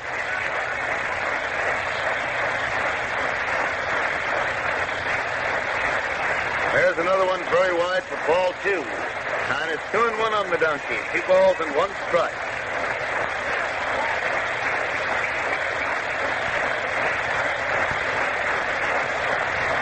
Russell takes his time, finally starts to wind up, and throws, and Haas swings it, an easy bounder down to Kroner, who gets it, throws to first base, and Haas is out for the 3rd out, making it no runs, no hits in the 6th inning for the White Sox. And at the end of the 6th inning, the White Sox are leading the Red Sox in the first game of the doubleheader by a score of 4-1. And now again, for up-to-the-minute scores and complete batteries from other cities, we return to the studio. In the National League in Boston, the Chicago Cubs lost the first of the doubleheader game against the Bees by a score of 3-4. The Cubs had 3 runs, 10 hits, and 1 error to the Bees' 4 runs, 8 hits, and 1 error. Lee and Hartnett started for the Cubs with Davis pitching in the 9th. McFadden and Lopez worked for the Bees the entire route. The first game of the twin bill in Philadelphia between the St. Louis Cardinals and the Phillies, the Cards lead at the end of the 8th inning by a score of 8-2. Haynes and Davis, the Cardinal battery, Walters and Wilson starting for the Phillies with Jorgens in the 3rd, Davis in the 5th, and Harris in the 9th. In Brooklyn, the first game of the doubleheader between the Cincinnati Reds and the Dodgers, at the end of the first half of the 8th inning, the Reds lead the Dodgers 4-0. Stein and Lombardi, the opening battery for the Reds, with Fry on the mound in the 1st, Mungo and Berries opening for the Dodgers, with Phelps catching in the 8th. In the game in New York between the Giants and the Pittsburgh Pirates, at the end of the first half of the 3rd inning, it's a scoreless tie. Swift and Patton, the Pirate battery, the Giants using Hubble and Mancuso. In the American League in St. Louis, the Philadelphia Athletics and the Browns are tied with no score at the end of the first half of the 1st inning. Fink and Hayes, the Athletic battery, the Browns using Hogsett and Giuliani. Those are all the scores there are so far. And now back to Comiskey Park in Hal Totten. Take it, Hal. Back at the ballpark for the 7th inning, the first man at bat, Kroner, takes the first pitch for a strike. He hits the next one, a long high fly to deep left field. Ratcliffe's way back there and makes the catch back in front of the left field bleachers for the first out in the 7th inning. The ball was pretty well tagged, but also pretty hot. The wind right now, and for the last several innings, has been very strong, but directly from the east. A little bit southeast, so it blows over toward that left field stand rather than against it. Ball hit toward right field is the end of the wind. Now Joe Cronin, the shortstop and manager of the Red Sox, is up there with 1 out of the 7th inning. Kane winds up and throws, and it's flowing and misses the outside corner for ball 1.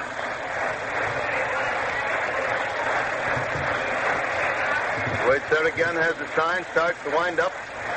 Pitches, and the hitter swings. Hit one out into right field for a good clean base hit.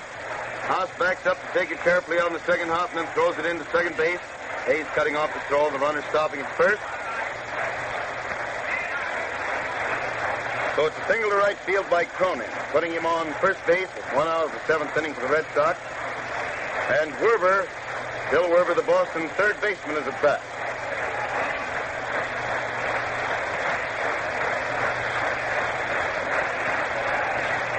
Cronin on first base, 1 out in the 7th inning. Werber at bat, and Bill takes a strike over the outside corner across the waist.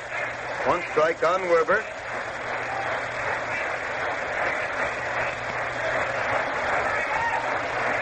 Kane has his sign, is ready again. Pitches, and Werber takes the ball. It's over the plate, but a little bit too low. And the count is 1-1 on Bill. 1 ball and 1 strike.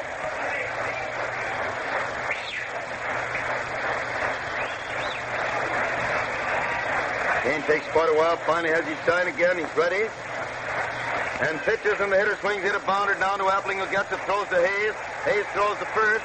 But Werber, I believe, is safe there. The throw was wide, but Werber, a very, very fast man, had beaten his throw to first base.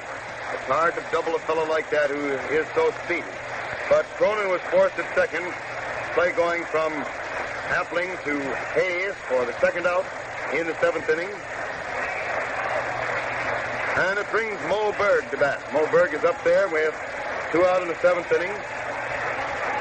Werber on first base. Werber is not very likely to try to steal because they need 3 runs to tie it up, not just 1.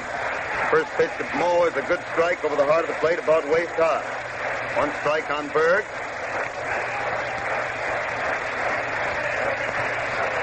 Team throws to first base as Werber steps off the bag, but he just stepped right back on again, was there well ahead of the throw.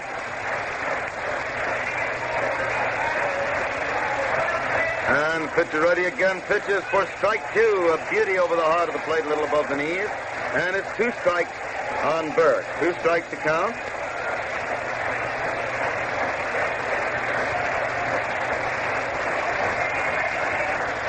Kane has his sign again. Pitches and the hitter swings, hit one hard out to Hayes, who comes up with it, tosses to Appling, and Werber is forced at second for the third out. He started to throw it to Appling, saw Luke wasn't there, and then acted as though he might turn and throw to first base, but Luke got over there, so he threw to second to make the fourth play for the third out. So it's no runs, 1 hit, 1 man left on base in the first half of the seventh inning. And the White Sox still lead the Red Sox by a score of 4-1 as the crowd gets to its feet for the seventh inning stretch. And the first White Sox hitter in the last half of the seventh will be Zeke Ventura, White Sox first base. I have a wire here from Milwaukee. There's an enjoying broadcast and other things in Milwaukee, signed Walter Sinclair. Now, knowing Walter, I don't even have to guess what those other things in Milwaukee are he's enjoying. You don't know what made Milwaukee famous. Yes, but at the same time, they have still other things than that in Milwaukee. Glad to hear from Walter, though. Walter Williams.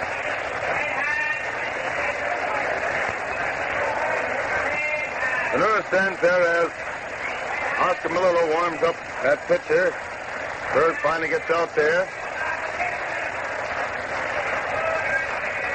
Wes Farrell, who is expected to pitch the second game,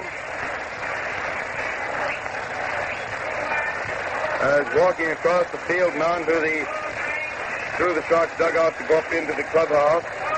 Take a little rest before he has to come out to warm up for that second game. And the first pitch to Ventura is a high one inside for ball 1. 1 ball called.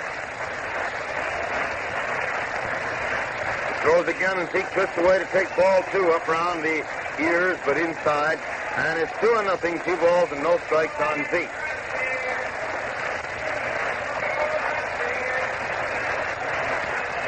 Russell throws again for ball 3 wide and low, and it's 3 balls and no strikes on Ventura.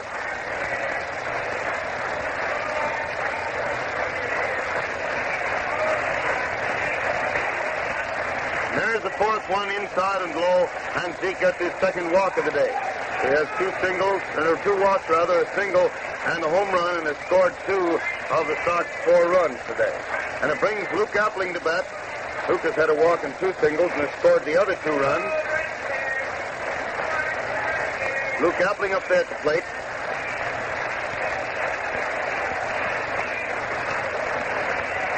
And they're watching the plate. Takes a look at first, finally swings around in the slab. Pitches, and the hitter takes a strike over the inside corner about waist high.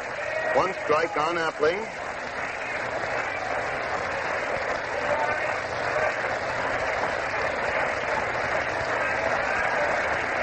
Ready out there again, throws, and Luke swings and fouls the ball on the ground at his feet for strike 2. So it's 2 strikes on Appling. 2 strikes to count.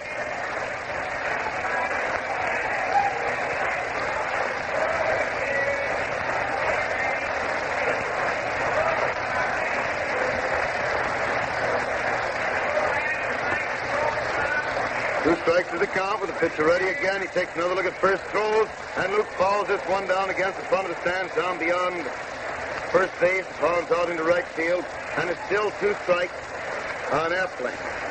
2 strikes on Luke Appling. Ventura on first base, nobody out. In the seventh inning for the White Sox, and the Sox are leading the first game of the doubleheader by a score of 4-1.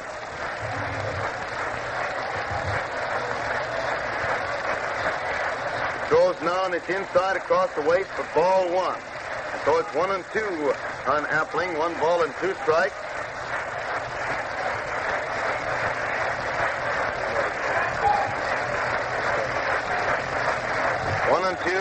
And the hitter swings the next one to drive it out into center field for another base hit.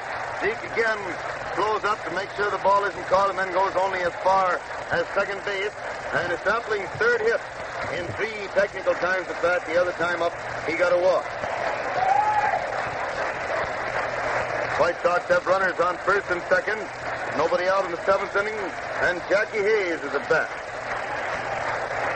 Hayes up there at the plate.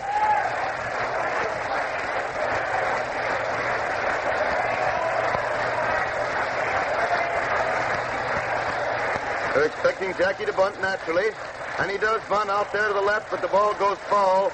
Bird goes out there and scoops it into the air so Ford can roll fair again, and it's 1 strike on Hayes. 1 strike to count.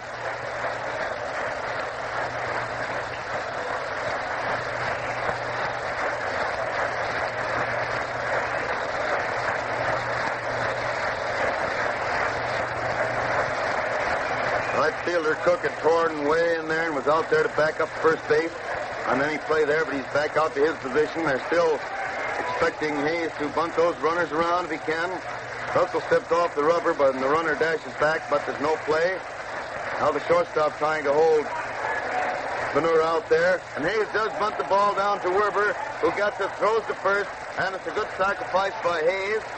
Jackie bunted that ball hard enough that time, so he knew Werber would have to handle it and not back up to make a possible play at third base. So it's a sacrifice by Jackie Hayes. Play going from Werber to Fox for the first out in the 7th inning, moving Benura to third base and Appling to second.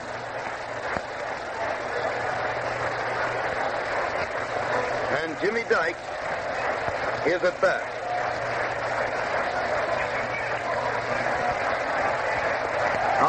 They're going to walk Jimmy, fill the bases, and take a chance on Luke Sewell.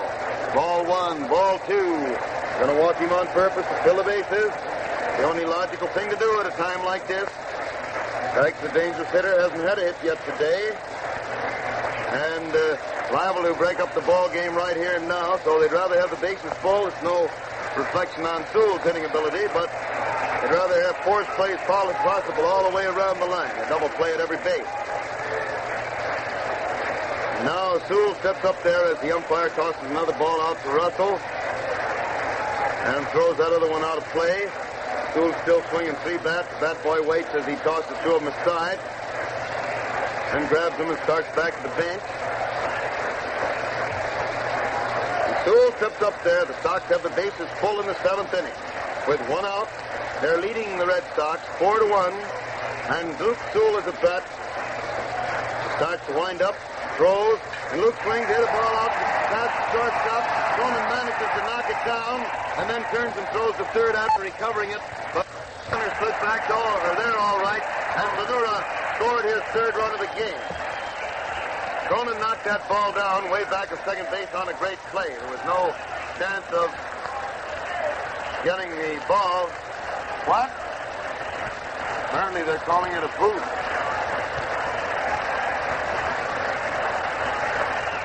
Apparently they're calling it an error from the press box. Well, all right. Their guess is better than mine.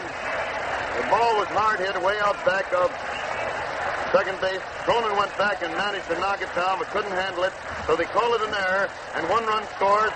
Now Kane pushes the ball through to right field for the base hit. 1 run is coming in, 2nd run coming in, and the runner for first reaches third base.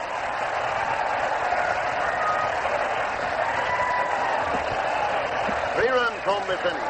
The White Sox now leading the Red Sox 7-1 in the 7th inning, and they still have runners on first and third as the pitcher starts in from the right field bullpen.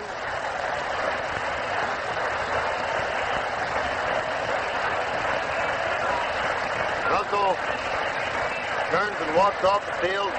toward the runway, back to third base, go up through the clubhouse. Kane swung at that ball and hit a bounder, pulled it through into right field for a base hit. It scored 2 more runs.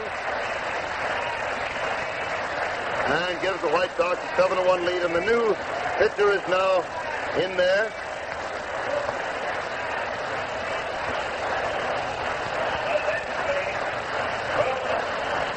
And it's Wilson. That's who it is. Wilson is the pitcher. First man he has to face is Rip Radcliffe.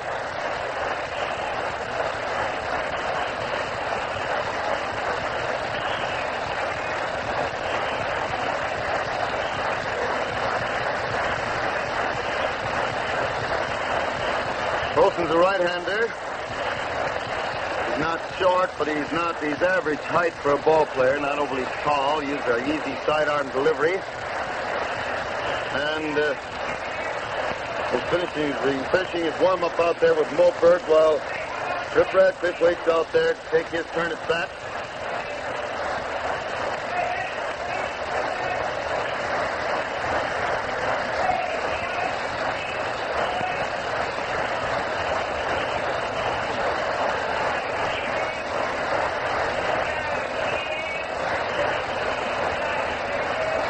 Wilson's still throwing, but he indicates, I think, that he's all ready. So Radcliffe steps up there to the plate, and he's ready to go in the last half of the 7th inning. White Sox have 3 runs home this inning, 1 out, and still have runners on first and third.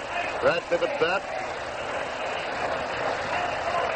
He throws, and Ripper jumps way back to take it inside across the waist for ball 1. 1 ball called.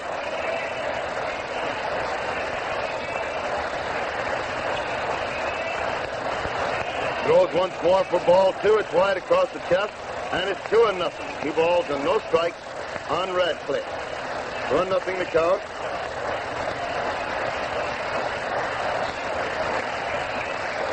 Throws again, and Radcliffe swings in a line drive right out to the second baseman, who turns and throws to first, but Kane apparently just got back in time.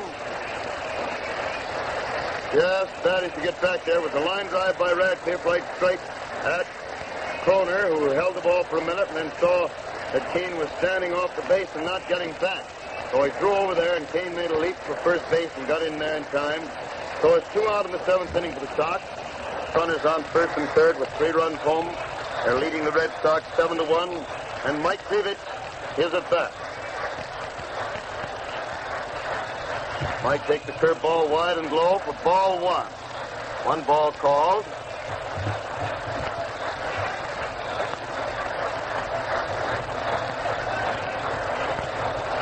Swings the next to foul it up onto the roof of the stand above first base, and it's 1-1.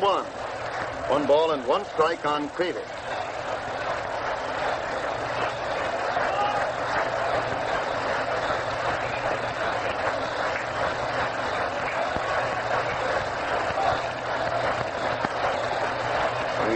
Wilson throws again, and this one's inside and low. It gets away from the catcher, but only a few feet.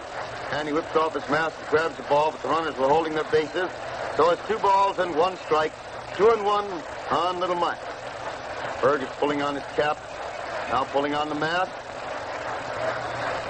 Slips on the glove and carts the pass sign to Wilson again. Has it. Wilson's ready, pitches, and Krivich swings at a drive out to right center, but the center fielder Kramer gets over there fast to make a catch of that line smash for the 3rd out. The ball was well hit, but Kramer got over in time to get. That ends the 7th inning. In the last half of the 7th, the White Sox had 3 runs. There were 2 hits, 1 error, and 2 men left on base. And the score is 7-1 in favor of the White Sox over the Red Sox at the end of the 7th inning.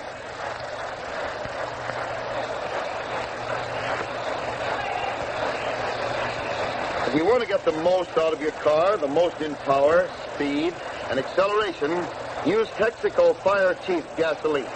Fill up the tank with Fire Chief and watch the hills flatten out. You'll be ahead of the crowd when traffic lights change. On the open road, you'll show your heels to anyone. Broadcast of the White Sox-Boston doubleheader comes to you directly from Comiskey Park, home of the White Sox in Chicago, as a presentation of your neighborhood Texaco dealer, distributor of Texaco Fire Chief gasoline. The broadcast comes with the permission of the White Sox and the Red Sox to stimulate interest in our national game and in your own local baseball team. This is WCFL at Chicago. Mel Almada is batting in place of Wilson to start the 8th inning.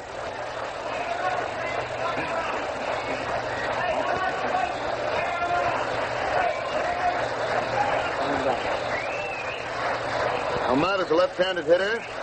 Takes the first pitch for a good strike over the heart of the plate, waist high.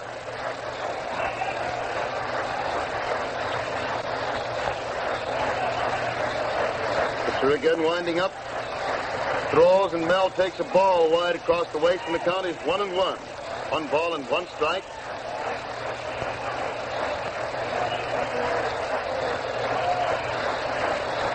Pitcher out there getting his sign again, throws, and Mel swings and misses a curveball inside, and it's 2 strikes. 1 ball and 2 strikes on Almada.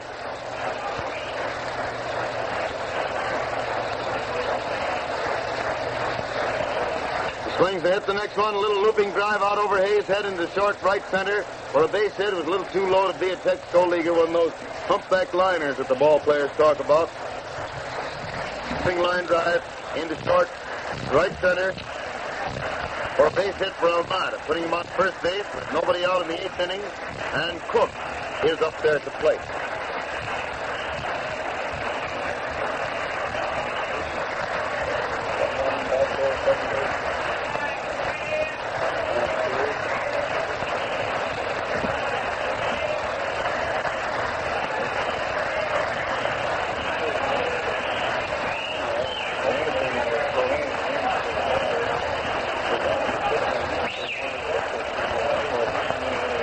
Pitch is inside for ball 1. 1 ball called.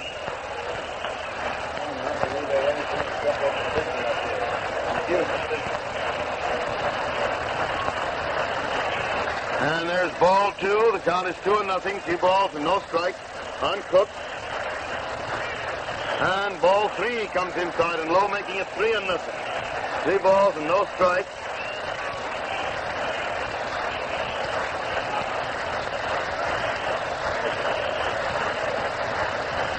And now a strike comes over the plate, and it's 3-1. 3 balls and 1 strike.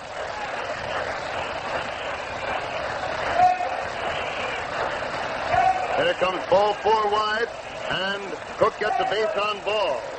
Well, that puts Red Sox runners on first and second with nobody out in the 8th inning.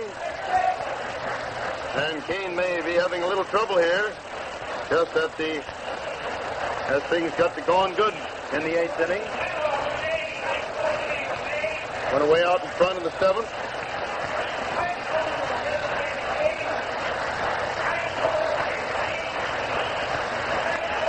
And the first pitch is a strike over the outside corner for Kramer. 1 strike to count.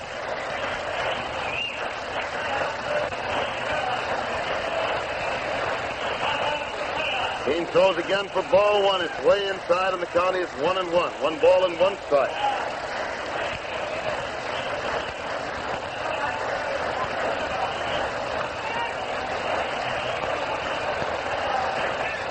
One and 1 the count. Throws again, and the hitter swings it a high fly down the left field line. It's curving toward the line and goes foul into the crowd back there for strike 2. So it's 1 ball and 2 strikes. 1 and 2.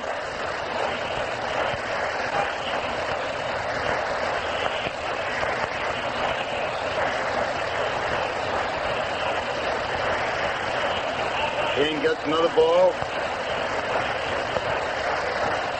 and is ready to pitch it. He throws, and the hitter swings to foul the ball right back toward us here in the second deck. Lands down here in the aisle and scampers around under the seats. A couple fellas are scrambling for it. And it's still 1 and 2. 1 ball and 2 strikes.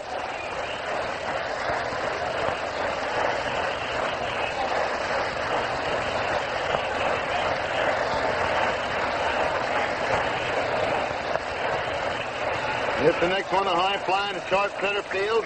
Davis is coming in hard, but Hayes cuts over between him and The shortstop Appling, who was tearing out there, Hayes to get the ball out of the sun and fouled over to make the catch for the first out in the inning.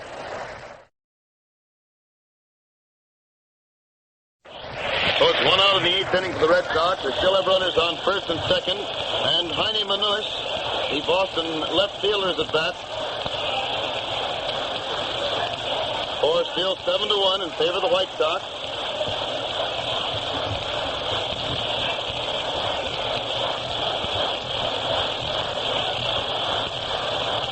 Pitcher still looks at second and throws, and the hitter swings a long high fly to center field, but Krivich is waiting back there.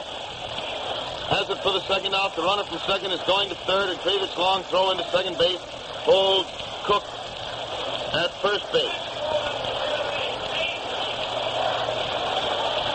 So it's 2 out in the 8th inning for the Red Sox. They still have runners on first and third. And Jimmy Fox is at bat. Jimmy still stands there talking to the umpire about something or other. Finally steps up to the plate.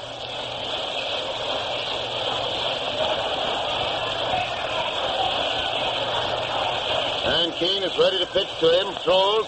Jim takes the curveball wide for ball 1. 1 ball called. The shrill whistle you hear every so often, of course, is caused by Al Shack down there in the coaching line, and some of the fans in the stands then usually answer him. He throws again, and Fox gets ball 2. Another curveball wide and low. So it's 2-0 on Jim. 2 balls and no strikes.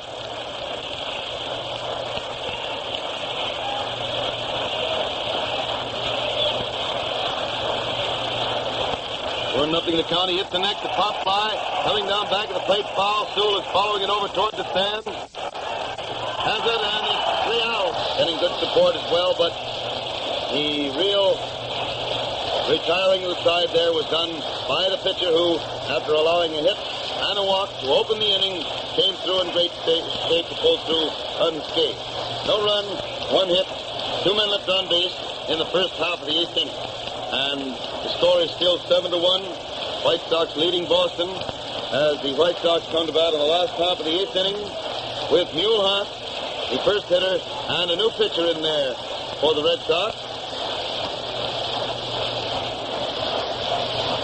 Had a call asking about the estimate of the crowd. The best guess we can give is about, I would say, 32,000, possibly. It runs between 30 and 35, so any number in there would be a good guess. Henry is the pitcher now for the Red Sox.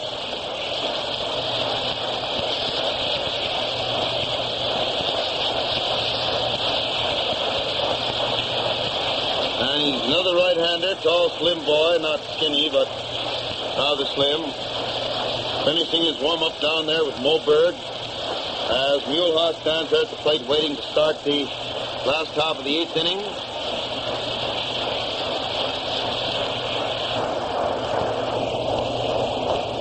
Pitcher gets the ball after it's been thrown to second base. We're ready to go in the last half of the 8th.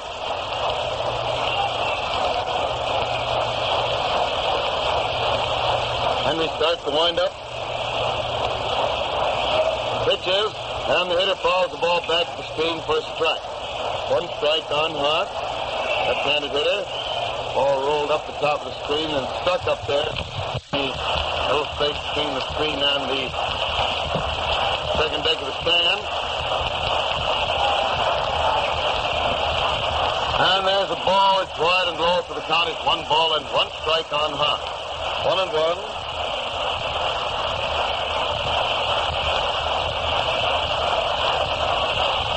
Again, pitches and mule swings. Here's the beauty down the left field line, going way on down to the corner.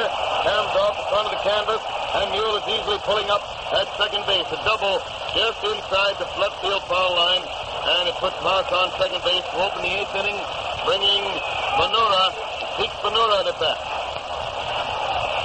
Jake with 2 walks, a single and a home run, and he scored 3 runs.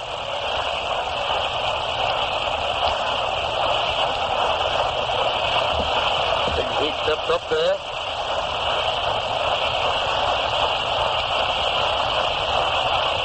Turns around, looks at second pitches, and Zeke swings the foul ball out of the roof of the stand above him to the left of the plate, and it's strike 1.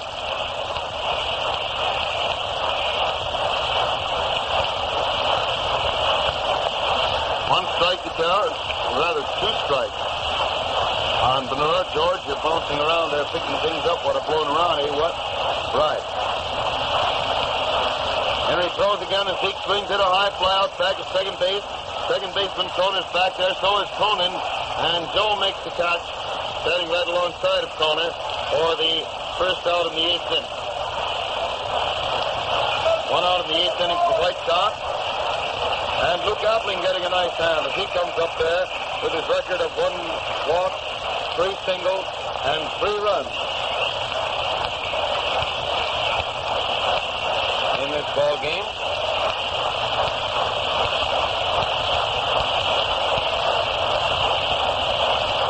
He throws now, and he hits the drive. The Julius is forward, hits down the right field line. Right fielder makes a nice catch on the ball and throws it over to second base. The hold Appling at first. Luke has a big turn there because there was nobody covering first. Fox having run part way down the line. But a quick throw from Cook drove him back to first base. And on his fourth single, Fox scores the White Sox 8th run of the game to give them an 8-1 lead over the Red Sox.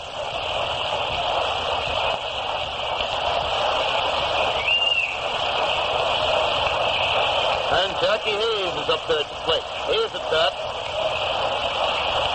Jackie swings, hits a long drive down the left field line, but it's going foul and lands back in the left field seat. Foul for strike 1. 1 strike on Hayes.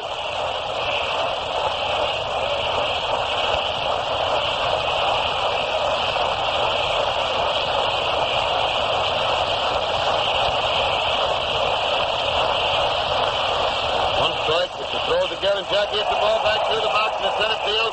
Another base hit. Appling makes the turn. The center fielder gets the ball and throws it right back in, and he hops back second in a hurry. That's Hayes' third hit besides the sacrifice.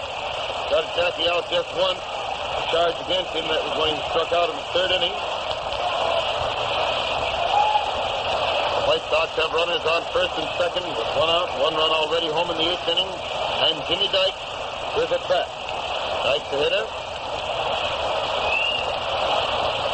Throws, and Jim takes the curveball for a ball. It broke sharply down over the plate, too low. And it's 1 ball called on Dykes.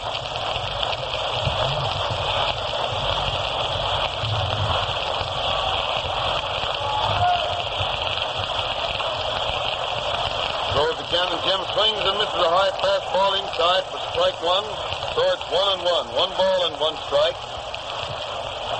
Bowers, another pitcher, has gone down to the bullpen to start a hasty warm-up for the Red Sox. Dykes swings it. The next one, a drive right straight out to Cook in right field. Dusty gets it and throws in very fast. And Appling, who had gone back and touched up and then taken the lead again, goes back to second base. Line drive right straight at Cook. So it's 2 out in the 8th inning for the White Sox. 2 out, and Sewell is at bat. Luke Sewell up there now.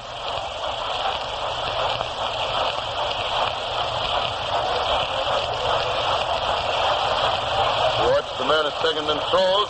And Luke fouls this ball high into the second deck above and to the right of the plate for strike 1. 1 strike on Sewell.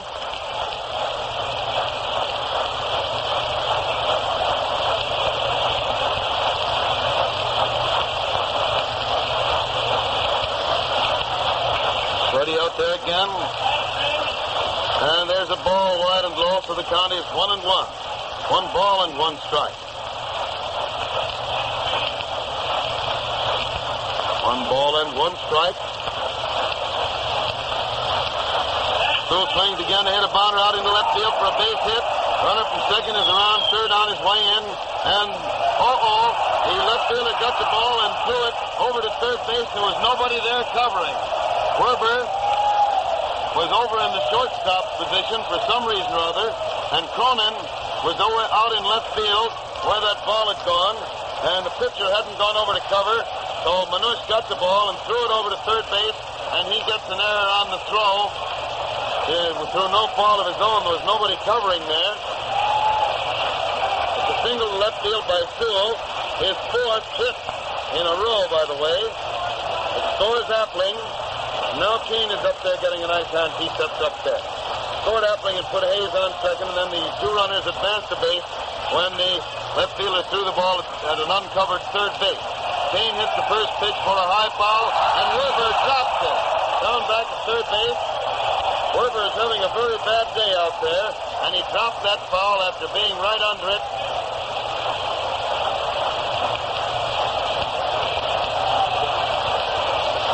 Probably he'll be charged with an error on that also.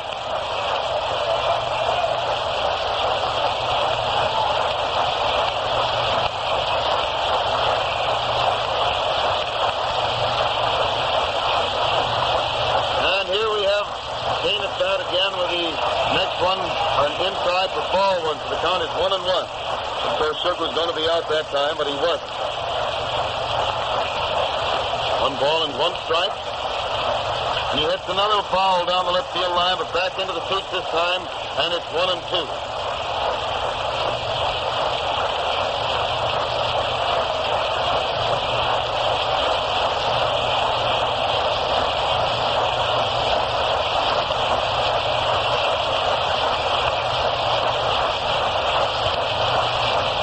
Before the pitcher pitches, and there's a strike over the heart of the plate waist high. Should let it go by without going after it. And he's called out on strike for the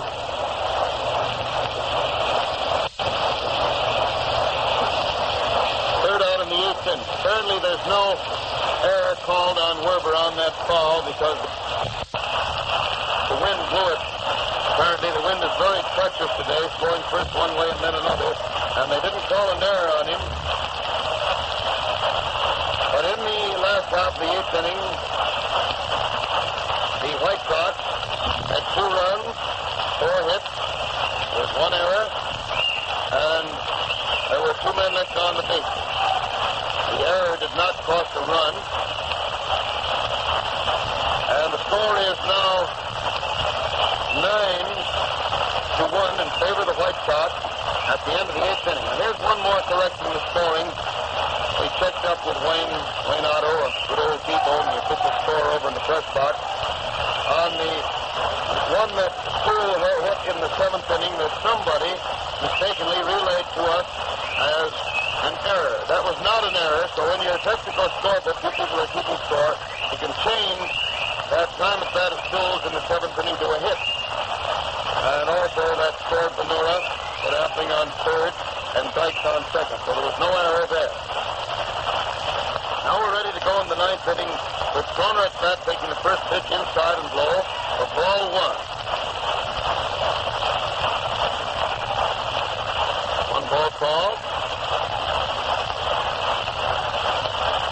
And the pitcher winds up, throws for a strike over the heart of the plate, knee high, making it 1-1.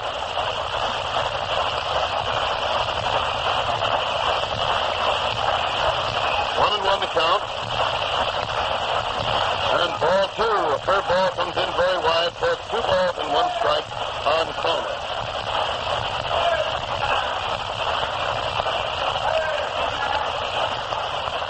Kane's next pitch is ball 3 high and wide, so it's 3 balls and 1 strike. 3-1.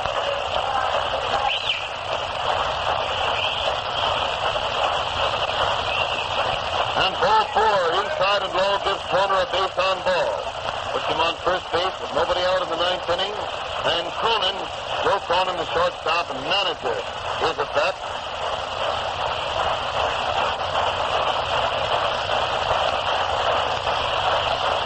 Kane stands there rubbing up the ball as he waits to pitch to Joe.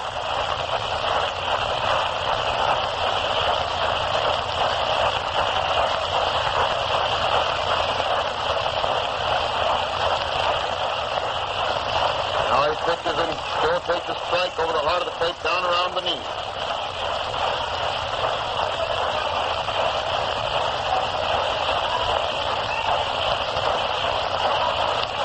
Joe watches first and throws again for strike 2. A beauty letter high, about waist high over the heart of the plate, and it's 2 strikes on Cronin. 2 strikes to count.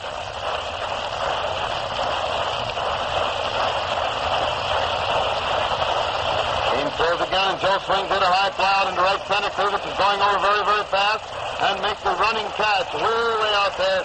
A nice play by Curtis, who had to go a long way to get that ball and keep right on going up to the minute he snatched it out of the air. So it's 1 out of the 9th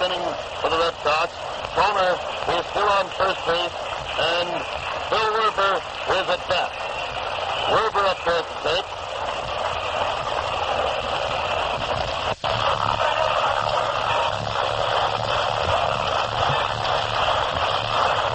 He gets ready to pitch the first one. Throws. Over swings a high fly in the short center field. Appling is back in the grass, calling for the ball. Has it, and it's 2 out of the 9th inning. Luke went pretty well back for that. Hayes started back also, but then raced over to cover second. Dykes is also tearing over there. Do the same thing. So it's 2 out of the 9th inning for the Red Sox. Croner is still on first base. And Moberg at the bat. Berg up there. Throws the first one in Mo swings. The top fly coming down, fouls it up the plate. Sewell is jogging back under it as the wind takes it. Gets it. It's 3 out. And the Sox win the ball game by a score of 9-1. And Keane pitched himself a great ball game to do it. These two athletic pitchers have certainly done a grand job for Jimmy Dykes, which is one of the nicest testimonials I know for the way the athletic players themselves felt about Jimmy. And after he left the club, how they all wanted to come here and pitch for it. He totals